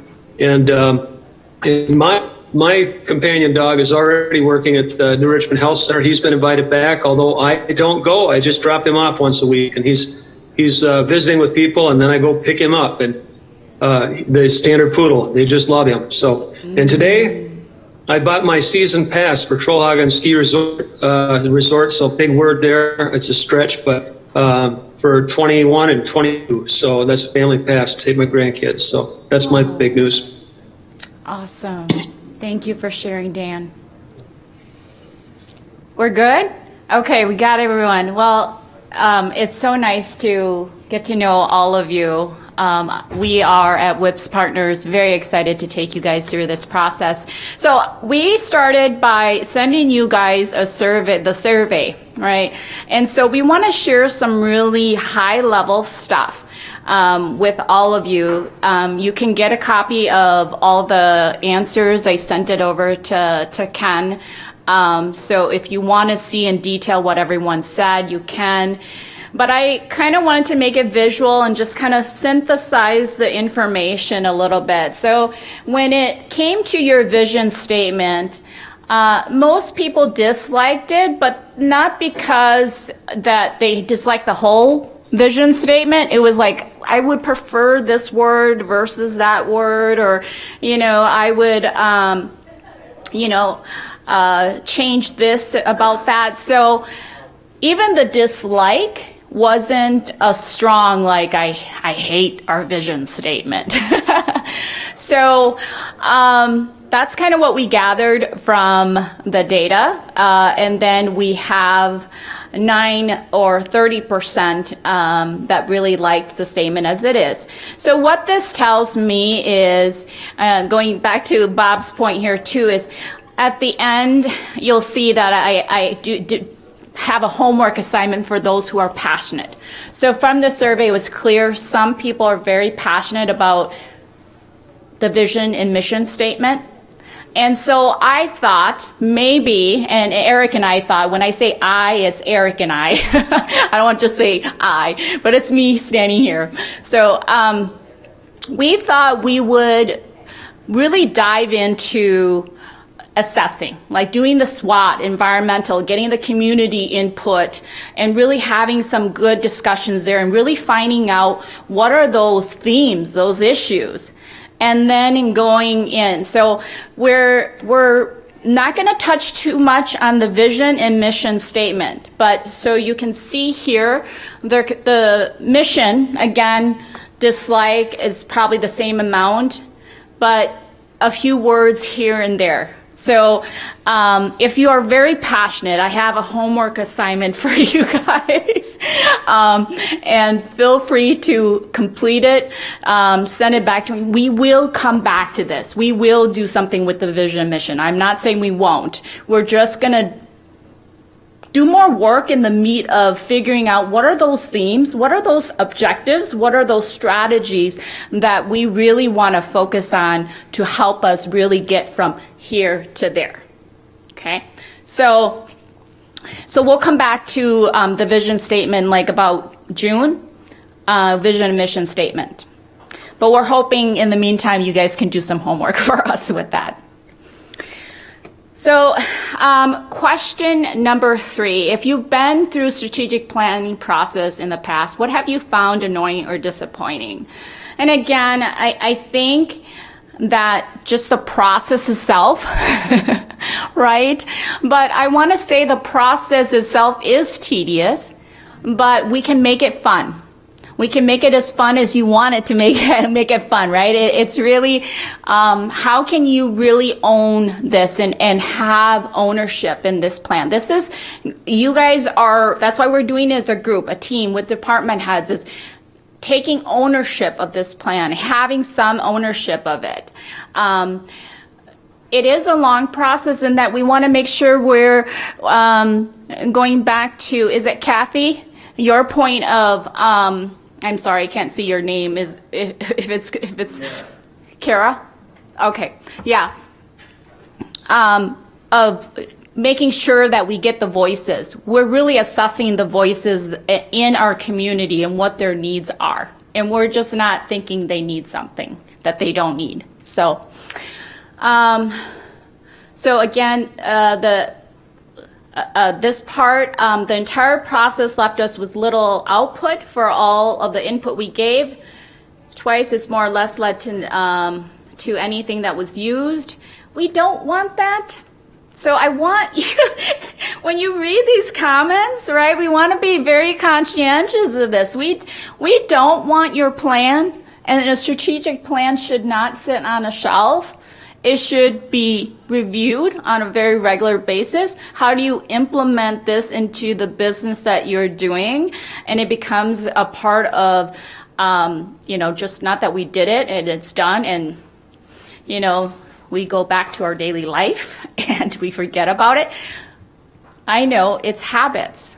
It's what we're used to. We get busy. Life happens. We don't want that to happen with your strategic plan. So we're very conscientious of that. So this question and the answers really, I think, help me to just kind of be thoughtful about how do we go about this to make sure we are meeting all the different voices, from the quiet ones to the ones who have a lot to say, that we're hearing everyone, that we're being conscientious of the different thoughts and different ideas.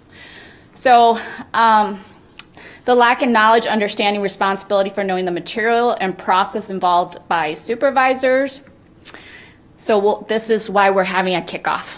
So you will have time for Q&A. Same thing with the department heads. They'll have time for Q&A as well to just really understand the process and what it's like.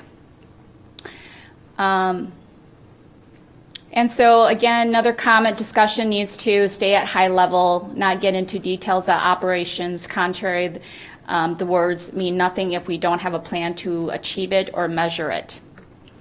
So again, I wanted to put some of these comments down so you can see where everyone's kind of standing at. And Eric and I are keeping a pulse on all the answers, and again, being very conscientious and thoughtful in how we adapt the process to what we're hearing. So if you've been through strategic planning process in the past, what did you enjoy about it, and what did you like to keep as part of the county's new strategic planning process? And so here are some things, new interesting ideas, helps department heads plan, employees know what they are doing, holds county accountable. The interactive activities, I promise you it will be interactive when we start to do the work. It will be fun. That's what I'm known for, is interactive and fun. And happy and enjoy and positive energy and lots of energy. So it's definitely, I'm going to incorporate a little bit of my personality into this as well. It's not going to be dry for sure. The enjoyment is providing the exemplary resources to residents. Okay, so long-term thinking and planning for future. So I just want to also pinpoint this. Strategic plan is we're looking at 20 years, but we're breaking it down to what then, right, is the next 3 to 5 years. Usually best practice now because of the changing environment. Everything that's happening, things are rapidly changing, and change is the only thing that's constant. And so reviewing the plan on a consistent basis once you have the plan is good, but planning for a 3 to 5 year is pretty realistic, and still best practice at this point. But reviewing and adapting, strategies change, goals stay, longer term. Okay, so strategies can always change as we adapt and things change, but our goals, we want to make sure those goals are really relevant to where this county wants to go and see. Eric, I'm sorry, I'm kind of dominating everything, so feel free to chime in if you have other additional inputs as well. All good, thank you. So we'll go to the next. I'm not going to read through because, like I said, I'm going to try to keep it short. But here's another question. Does the county board staff regularly review the strategic plan and use it as a guide to do their work? Hasn't happened to the extent that it should. Have no idea what our strategic plan is or ever consulted the strategic plan. So there was lots of no's and a couple yeses. Our department finds the strategic plan frustrating. So there's some, comments in there I'd like you guys to kind of look at a little bit deeper as we move to the SWOT as well. What are, any, as you even are here today as a group, and please, this is conversational. We really want to design this so it meets your outcome and where you want to go. So if you have something to offer, feel free to say so, and offer at any point. But so this is kind of going back to the point that we don't want that as WIPS partners and as working with you guys. We are very grateful for this opportunity to work with all of you, and we see the passion as everyone has introduced virtually and here presently. We see all your passion for this community, St. Croix County. We want it to be a plan that you will use, you will incorporate into your everyday business. So we hope not to be like what some of the answers are on this. And so, Bob, I'm going to have you hold me accountable. I'm going to have you hold me accountable. So do you feel the current strategic plan has helped St. Croix move closer to its vision and goals? Why or why not? And this is really split 50-50, and that's why there's 2 squares on their slide here. Mostly sits on the shelf, and I don't know responses. And then, again, split. 15-15. Yes, in many ways this helped enable the county to meet and exceed goals, moving the county forward on fast track that benefits St. Croix residents.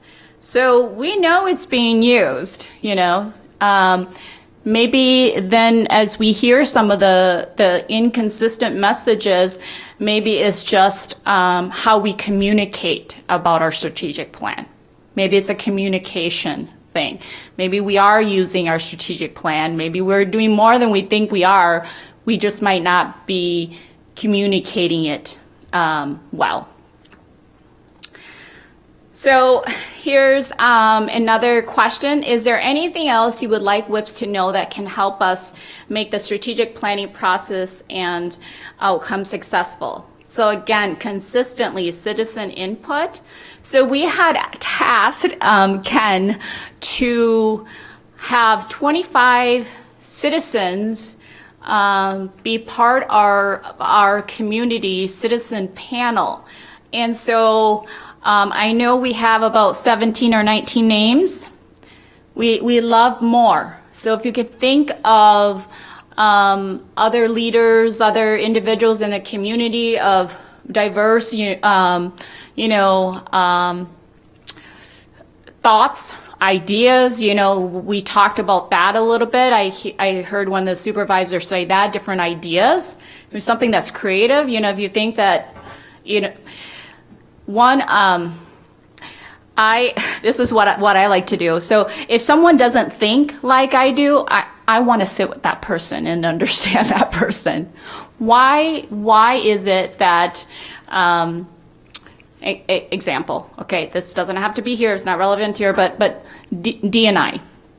So I'm like, why are we not on this side? It's a hot topic right now, but I want to understand what is the thinking behind that.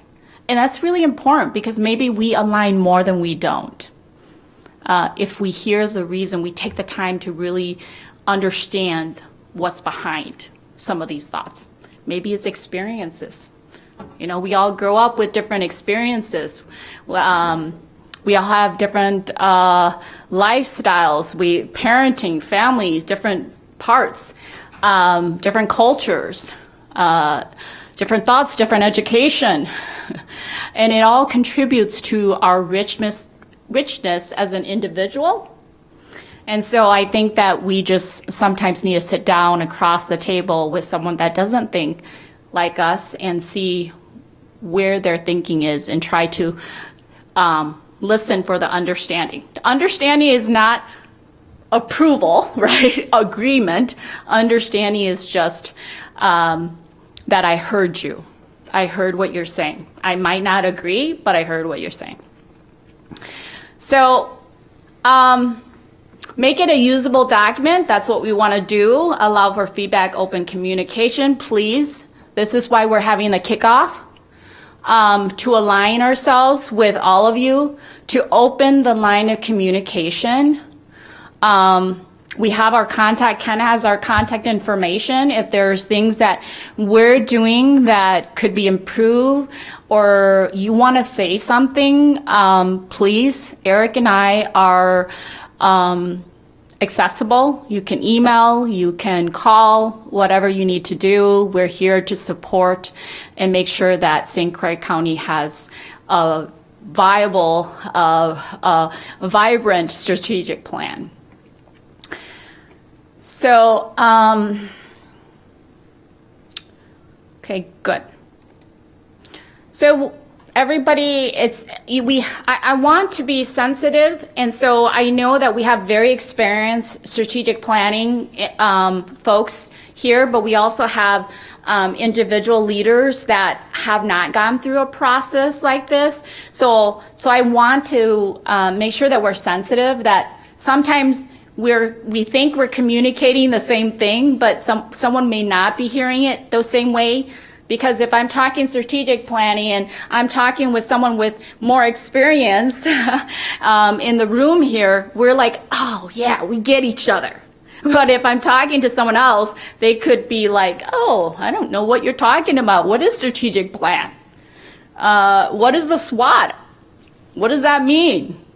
So just be conscientious that other people may not be on the same wavelength and terminology and understanding of different things. It's just new to them. And so we want to make sure that I honor that. So if there are some things that you feel like, oh, yeah, you're spending too much on this side, you need to be moved faster. It's because I want to be inclusive of all the different levels of experiences in the room with the strategic planning. Okay, but strategic planning is the organization's process of defining its strategy or direction and making decisions on allocating its resources to pursue this strategy. Why is it important? And I think we all kind of mention it. It guides us, right? It envisions your company's future about the next 3 to 5 years, define long-term goals, assess your current environment as well as strengths, weaknesses, opportunities, and threats. And when I said SWOT, that's what it stands for. Strengths, weaknesses, opportunities, and threats. And that's what we call an environmental scan, and we will be doing that next in our, at the end of April here. We'll be kicking that off. Develop strategies and tactics to address any identified problems. So we are going to go to helping you with goals and objectives. So in our process here, as you can see, we're going to go and help you, at least this is the initial conversation. That's why we're getting this kickoff, to see where maybe we need to adjust. Eric and I need to go back to the drawing board and kind of adjust, or not. But I think this is the meat, and we'll have most of the conversation around this. So here today, we are on the bottom here. We're at the kickoff, okay? Right here at the bottom. We're going to start the environmental scan. Again, this is the SWOT analysis. And we're going to do this at the end of April with department heads and board supervisors. And then we're going to go to the community engagement meeting, and that's in early May. We're planning this out. And we're going to meet with them and get their feedback. And then we're going to identify the issues and really align on the themes. We're going to start with department heads this time, because sometimes it's good for board supervisors to see where department heads are thinking some of those themes are, and to get some ideas from the folks that work in those in the county and what they're thinking, to kind of say, that's interesting. And then also come from your perspective as supervisors, say, have we thought of this? Well, that's great. You know, it's good to see that we're here. Could we challenge ourselves a little bit more and do things a little bit differently? Okay, so we're going to have that. And then we're going to go to the goals and objectives. Now, I know that some of you have voiced metrics and actions, and we haven't budgeted that into here. Maybe we can still, and Eric, I'll let you chime in and see. I know some of you are passionate about that. You've talked to me offline a little bit about that. So maybe, I don't know, what are your thoughts, Eric? And also, everyone, what are your thoughts too? Can everyone, some of you are looking for us to go into the actions and all the different strategies, and and metrics. I think metrics is what I heard. I'll chime in here, Yangi, just for a second. You know, the action planning, we asked specifically, it wasn't in the RFP, so we didn't really budget for action planning. We do, however, want to be very sensitive to what we've heard from your responses to the survey, that we don't want this just to be so high level that we can't actually put this into practice with any sort of accountability. So we'll do our best within this framework to set not only the goals, but, you know, some very concrete objectives. We just unfortunately won't have the ability with the current, you know, way that we've been contracted to get really into nitty-gritty action planning. And maybe that's okay, because, you know, a lot of that can be done at the department level, but, you know, so we won't be getting into the action planning phase. But we want to try to get you, you know, some very concrete strategies that have, you know, that are connected to objectives. We want to hear your thoughts. So we've gone around and heard some thoughts. We want to hear kind of how our process is going. What in there is scary? One in there is like, what is there is good? You know, any feeling as we're talking about the different steps here, and what would you know, anything that comes to mind. I don't want to put words in your mouth.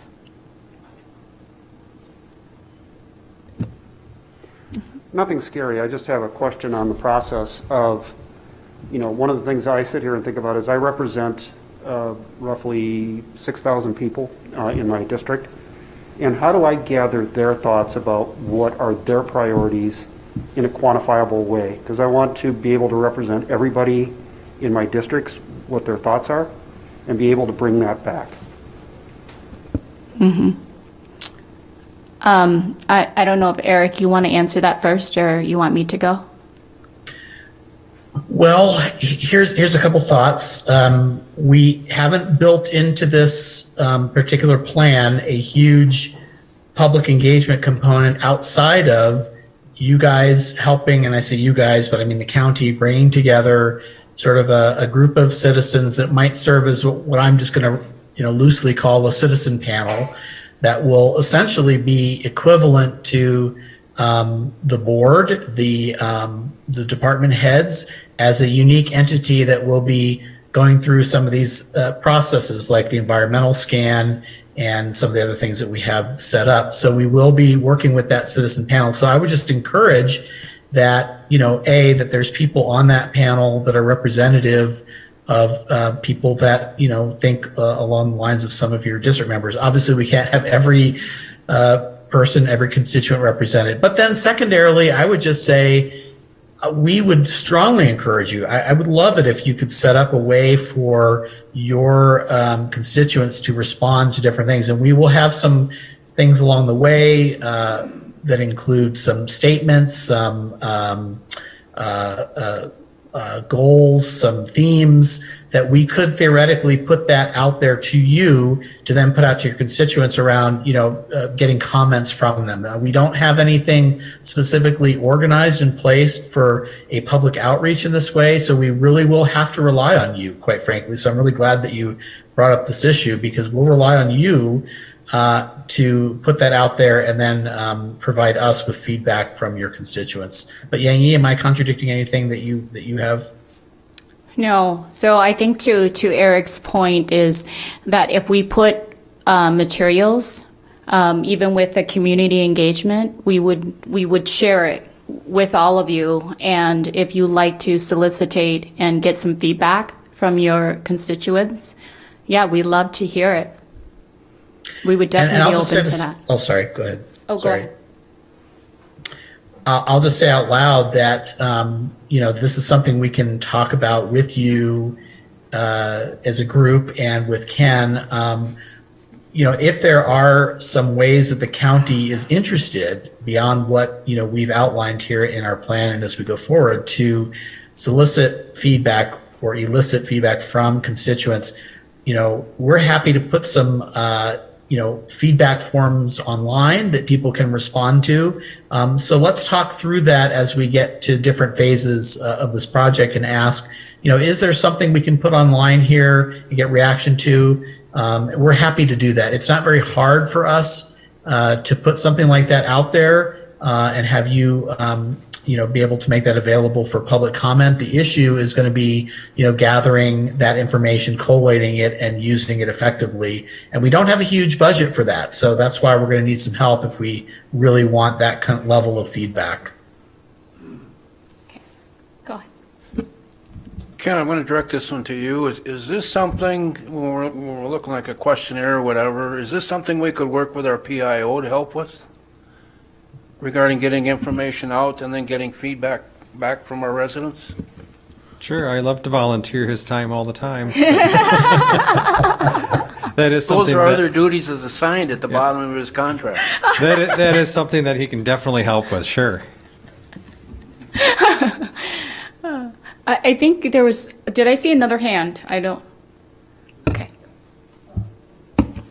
Yeah, my question actually was similar to Supervisor Osnes. I mean, it seems like there's an opportunity if you're going to be providing us material, I mean, would it make sense for the county as a whole to have a page on our website saying, here's the strategic planning process, here's where we are in the process, this is the information that we've have to this point. And then as supervisors, I see an opportunity for us to, connect our constituents with that and refer them to that site. So I think it's a good idea to get Adam involved. Thank you, Adam.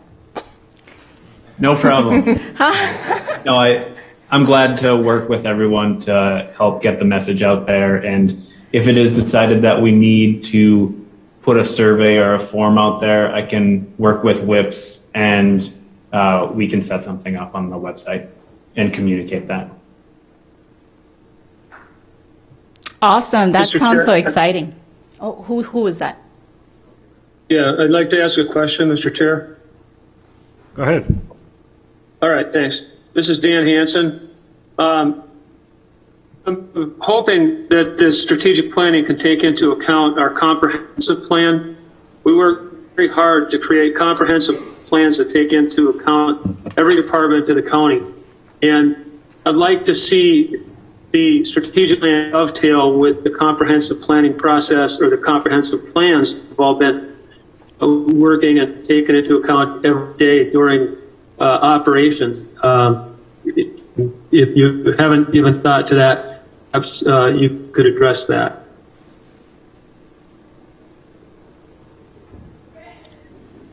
I'll just respond quickly by saying, yes, we've done planning processes with other counties in which the comprehensive plan was a very integral part of the design and the formulation of the strategic plan. And I guess to sort of respond to your kind of question thought, Dan, it would be, I just have some questions for you guys, but we'll get to that, especially in late April when we come back in person, about the extent to which the comprehensive plan is still reflective of your interests. And, so I do have a few questions for you about that. And if it turns out that the consensus is yes, this really is still valuable and we really need to take that into account as we design the strategic plan, we will absolutely make sure that we try to work with you to align that with your new strategic plan.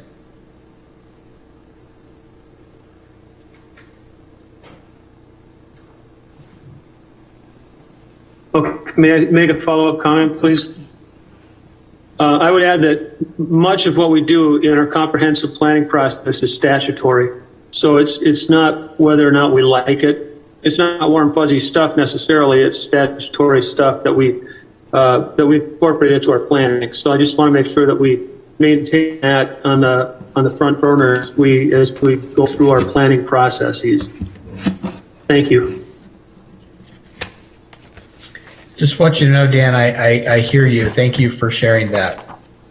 And we have some things that we've done in the past that we could probably do here by taking that comp plan and looking at what some of the, some of the priorities are of, within that comp plan. I realize, as you said, that it's, it's mandated, right, by the state. So you have it and you want to make sure that it's actually usable. And we want to make sure that the strategic plan itself is really focused on the priorities for those 3 to 5 years. And we know that the comp plan is actually in some ways a little bit longer than that, longer term than that. So I think the idea of meshing that is really critical. It's just a matter of how we do that. And so we're anxious to kind of talk with all of you about that as we go forward.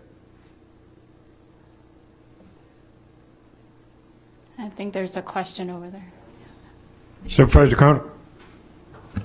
Thank you, Mr. Chair. I'm going to take this down.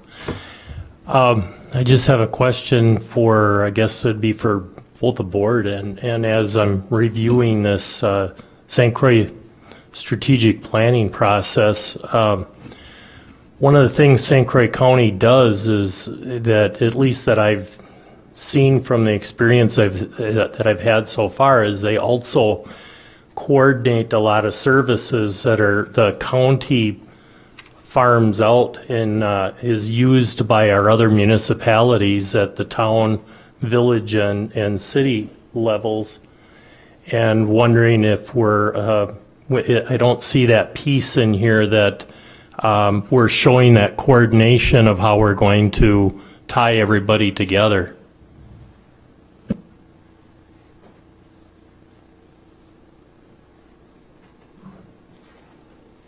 Any thoughts from the leaders, other supervisors on that?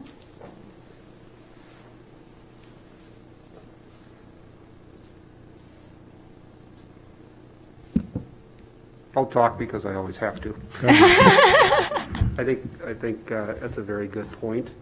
that there is a lot of infrastructure that already exists, and that we don't want to double up and spend time and money on things that are being taken care of, or that we can share. So I would hope that that would be a part of the process as well. This is Eric. May I ask a kind of a follow-up question to both of those comments? So, are you guys maybe suggesting that, obviously, in addition to working with the constituents that we've talked about, that we make a deliberate effort to include township leaders, so that their voices are heard in the process, because there is obviously overlap of services and mutual interest in those services? I don't want to put words in your mouth, so I'm just looking kind of for some boundaries and clarification. Supervisor Connor. Well, the thought, I'm just going to use one example. I know there's quite a few of the townships that use, and the cities and I think the villages that use county assets, especially from the highway department, on some of the jobs. And part with strategic planning is how can we cohesively work those things together and make sure that they're part of the plan, that it's not dropped out. So it's, between that, I'm not sure on, on some of the other areas, if there's, I'm just not thinking about everything, but I do know there's a lot of things that are interdependent where the local municipalities do depend on some of the county services. Even elections and all of the others, there is an interdependence between everybody to work together, and so I'm just trying to make sure that if they have ideas or things where, our goals and objectives here is to service the county as a whole, and any way that we can streamline things and make it so that it's a more smooth flow for everybody, I think is a positive thing that's going to help our county. So my hope as a strategic planner here is that as we get into, the SWOT, the environmental scan, as we get into, identifying goals and themes, some of which will come, from the comp plan and some of which might be new. And let's just take an example. Let's say we talk about broadband, and that becomes a front and center issue. I heard a little bit about that tonight in some of your earlier business, and perhaps it's built into your comp plan already. But I'm saying that is an issue where it's going to have an effect on obviously a lot of different places in your county. And so at some point, I'm hoping when we get to broadband and we start diving in a little bit to what the goals and objectives might look like around broadband, that's when we might need to, once we kind of identify some of these, get some feedback about that. Like, okay, we now have a goal and we have a couple of objectives here. Let's share that with some of the township leaders. Let's share that with constituents X, Y, and Z, and find out, are we hitting the mark here? Or are we missing something? So I'm hoping that some of this is going to come up naturally as we begin to identify the themes and issues and goals and objectives. And then we can, build in some feedback processes if we feel like we don't really have, adequate representation at the table, because we just can't literally have everybody at the table. So, maybe we need to put that out there and get some feedback around them. Does that make any sense?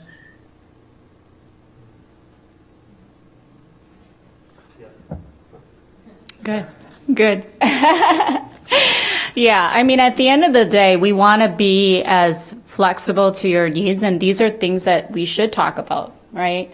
How do we streamline things? How do we make sure that we're in alignment with other organizations, townships, things like that? So, absolutely.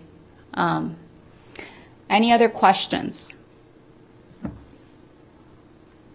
Mr. Chair. Supervisor Hall. Yeah, thank you. So is a part of this also tying off with like some of the municipalities' comprehensive plans as well? Well, I think to what Eric was saying, I think we will maybe take a look into that. Those are things that will come up, and we'll work as a team, I'll say, with whips and partners and supervisors, and with your connections to,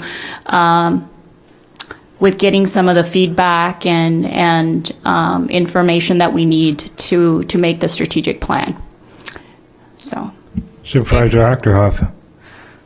Yeah, my just comment is that the more, okay, and don't take this negatively, I think we should start with just what we have. We have department heads, we have supervisors, and we have certain people involved in the community. Let's base it there, and then from there, we can expand it, because we know we have to expand it. But if we expand it right away at the beginning, nothing's going to happen, because it's going to have 100 different ideas. And look at all the towns, and we have small towns, huge towns, incorporated towns, unincorporated towns. And I think that if we can get a base strategic planning done, then I think the next step is to involve more people maybe and figure out how to better incorporate the strategic plan so it helps as many people as possible and is as effective as possible.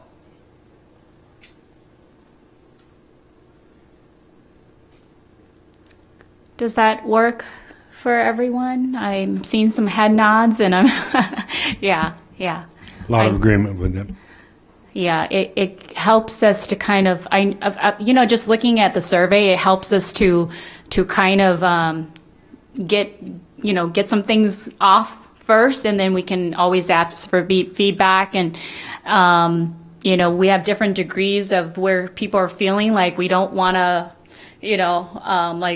was it Judy? Like she said, just open up the can of worms. But do this very strategically and then ask for some feedback. And if we're off, we're off. We can kind of go back to the drawing board and work on some things. But my feeling from today is I think you guys got a pretty good pulse on your county. And I think you also know people who have a pretty good pulse.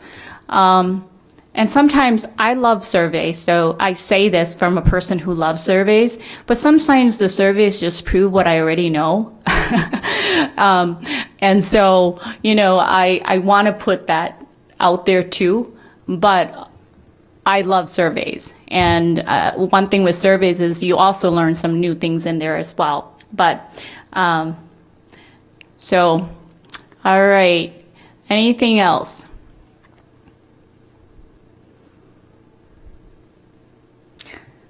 Eric, do you have anything to add? Well, I thought you had some homework for them, and I had a comment about the homework I wanted to make, but Yes. I didn't want to steal any thunder here. So do you No. want to share what it is? So I wanted to leave us with a quote. A strategic plan is only as good as the people who execute the strategies. And faculty and staff members across Johns Hopkins Medical, this is a quote from the CEO of Johns Hopkins Medical, embraced the plan and did their part to make the vision a reality. Not only was the plan instrumental in guiding our decisions, it helped us become even more innovative and efficient, positioning us well for an uncertain future. So I wanted to leave this comment behind is the plan is great as how we will create it and provide it. It's the implementation, right? That's the hard work. It's the implementation and using the plan as you go that I'm going to look to you guys to really kind of be the leaders in that. So I wanted to leave that there for everyone to kind of think about as we go through this. Also think about, as we're going through this whole process, what are our resources? What are our capacity? Those are things you should also be thinking about too. Do we have the resources and capacity to do this? Is this realistic, right, for us to do? So start to think about that. But we'll take you through the process, but keep that in the back of your mind as well. All right, so then the vision and mission assignment. So I know from the comments that there's some of you who are excellent wordsmithers. So whether you're online or here today, you're really great. There was a lot of great examples of vision statements that folks kind of said, hey, change this word. And so I went ahead and put their feedback onto the homework assignment. And you can take one if you feel passionate about this process. Some of you may just feel like, nope, I just want to get into the objectives, the strategies. I just want to get into the goals. That's the meat and the butter. That's what I care about, right? I don't care about the vision, mission statement. I mean, it's still the work that's most important to me. So leaving it to you, I'm trusting you guys to make that best decision for yourself. And if you like to, and you want your family, maybe they can come up with a great idea with this homework. Maybe they have some ideas that they can be like, oh, mom or dad or grandpa, whatever, what about this? It might be a fun thing to do, but I have it here for those who may be interested in working on the vision and mission statement. And we will come back to this, the vision and mission statement. It's just not going to be a big part right away. Okay, go ahead, Eric. No, I think you covered it. The only thing I wanted to say is we just know that people have different learning styles and learning preferences. And some of you are really blue sky thinkers a lot of the time. Some of you really want to get into the nitty gritty of the what and the how. And so some of you want to get into the why. So this is really for those who this exercise is for those who really are passionate about the vision statement. So I don't want you to feel guilty if you don't feel like you are one of those people. We're literally giving you a free pass on this homework. However, we know from some of the comments that we received in the survey that some of you actually really do care deeply about the language and what it's saying and what it's providing. So we wanted to kind of, as an early exercise, give those who care about this and who like wordsmithing to give it a shot, and we will come back to it, but we just want to see what that comes out of that. I was going to say one thing about this, and now I lost my train of thought about the assignment. Oh, shoot. I'm sorry. I lost my train of thought. Sorry. Well, the one thing that I was going to add then for you is I will send that the homework assignment and the survey results to the entire county board. So okay, awesome. The ones that are online will have it in their mailbox shortly. Okay, perfect. And those of you that are here, if you'd like to take a couple with you and you want to do it and you're passionate about it, please feel free to do so.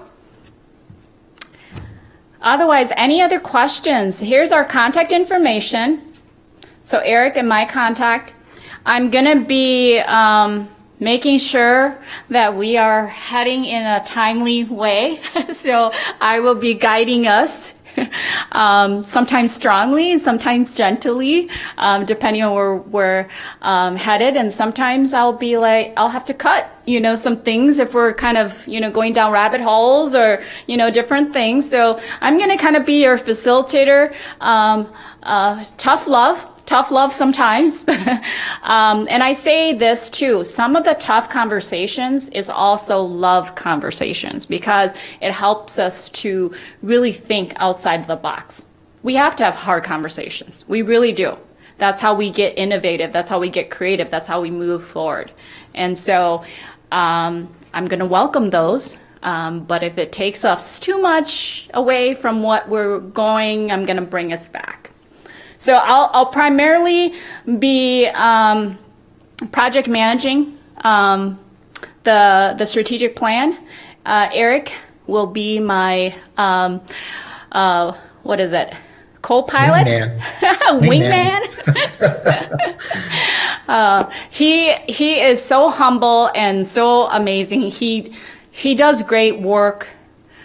I just talk a lot more than he does. So the silent conscientious, maybe he shouldn't say silent conscientious, he does a lot of amazing work. So I appreciate that he trusts me. So. And I appreciate that you guys trust us. And we're really excited. We really are. We're really excited to get you guys to where you guys want to go. Yeah, I'm going to add one thing, Yang Yi. I know that Yang Yi said this already, but I want to emphasize we have pretty thick skins, and Yes. we have dealt with a lot of people with a lot of different viewpoints. And I mean this because if you see something you don't like or see something that it's like, I really have to say something here, you are welcome to call either one of us, email us, and there's nothing that we're not willing to review or reconsider. We appreciate feedback. So, there is nothing here that's so set in stone that we couldn't adjust if some of you feel strongly about certain issues. So I hope you'll see and take seriously the sort of open door policy that we have about this process. Yes. Mm-hmm. All right, and so that really concludes our section. Try to make it short, get you guys 30 minutes out. I hope. I don't know if there's more business left to do. We're not going to tell you. Oh boy. No, we're fine. We're just about to finish up. Thank you so Thank much. you, Yengi. All And right. thank you, Thank Eric. you, everyone. Thank you, everybody. So Look forward to I'm working going to with leave you. this here. Oh.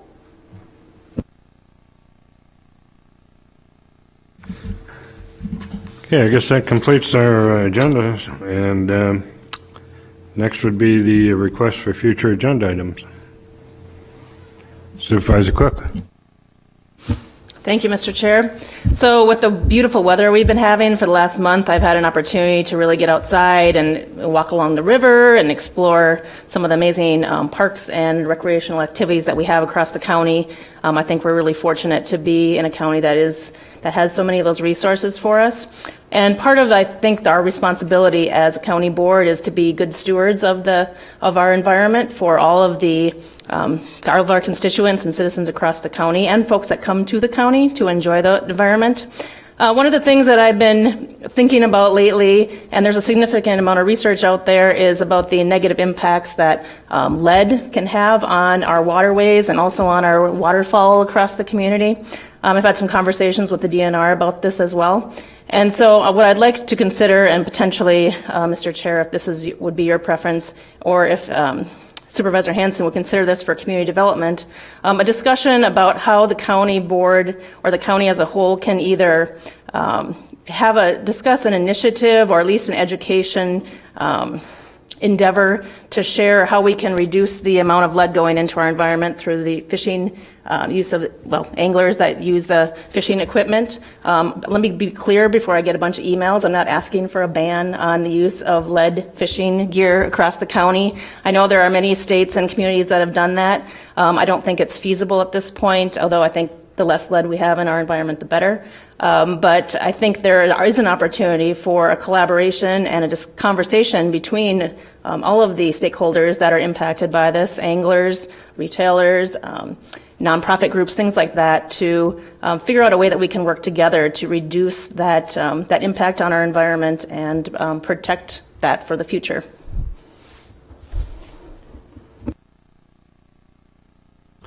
Dan, Community Development, if you would take that on your agenda, please. Sure. Thank you. Okay, any others? Okay, then the next one would be County Clerk. I don't believe had anything for us. And announcements, Kim? Okay, thank you all. And, oh, I'm sorry. Kara, go ahead. Thank you again, Mr. Chair. I just wanted to share for the rest of the supervisors and citizens out there, we've talked about broadband earlier tonight, and I wanted everyone to be aware that the FCC, late at the end of last year, has authorized a program called the Emergency Broadband Benefit. And basically the program, although it's not up and running yet, I think the latest expectation is supposed to be the end of April. Essentially what it does is provides a monthly discount on broadband service of up to $50 per eligible household or $75 for tribal lands. And so basically the participating broadband provider would receive that money from the FCC, and then the consumer would receive a discount on their bill. So basically, to be eligible for that, there's a few qualifying elements. Either if you qualify, your household qualifies for the Lifeline program, if you receive benefits for the free and reduced school lunch program, if you received a Pell Grant during the current award year, if you experienced a substantial loss of income since February 29th, 2020, due to COVID, or if you meet other eligibility criteria for providers regarding existing low-income or COVID-19 programs. So there's a real opportunity, I think, for folks to reduce that cost, since we know having broadband is so important. And so you can go to the FCC site. Like I said, it's not up and running yet, but I think by the end of April that should be possible. The FCC was collecting applications from providers across the different states. So they're also on their website is a list of existing providers that have already received authorization from the FCC to provide this benefit. And there are a number that provide service in this area. So that information is available out there as well. Any others? Supervisor Mr. Chair, I have one. Supervisor Hanson, go ahead first. Yeah, please. I would like to request that the administration committee consider having RFP process for all of their services that are contracted out. Right now, the threshold is pretty high dollar amount, and I think we could probably benefit by having a lower dollar amount. We should probably spend more time as a county board considering where those dollars are being spent. And I think it would probably be better to have county board supervisors consider these as policy decisions. And it would be better that the administration committee spend time doing that. Thank you.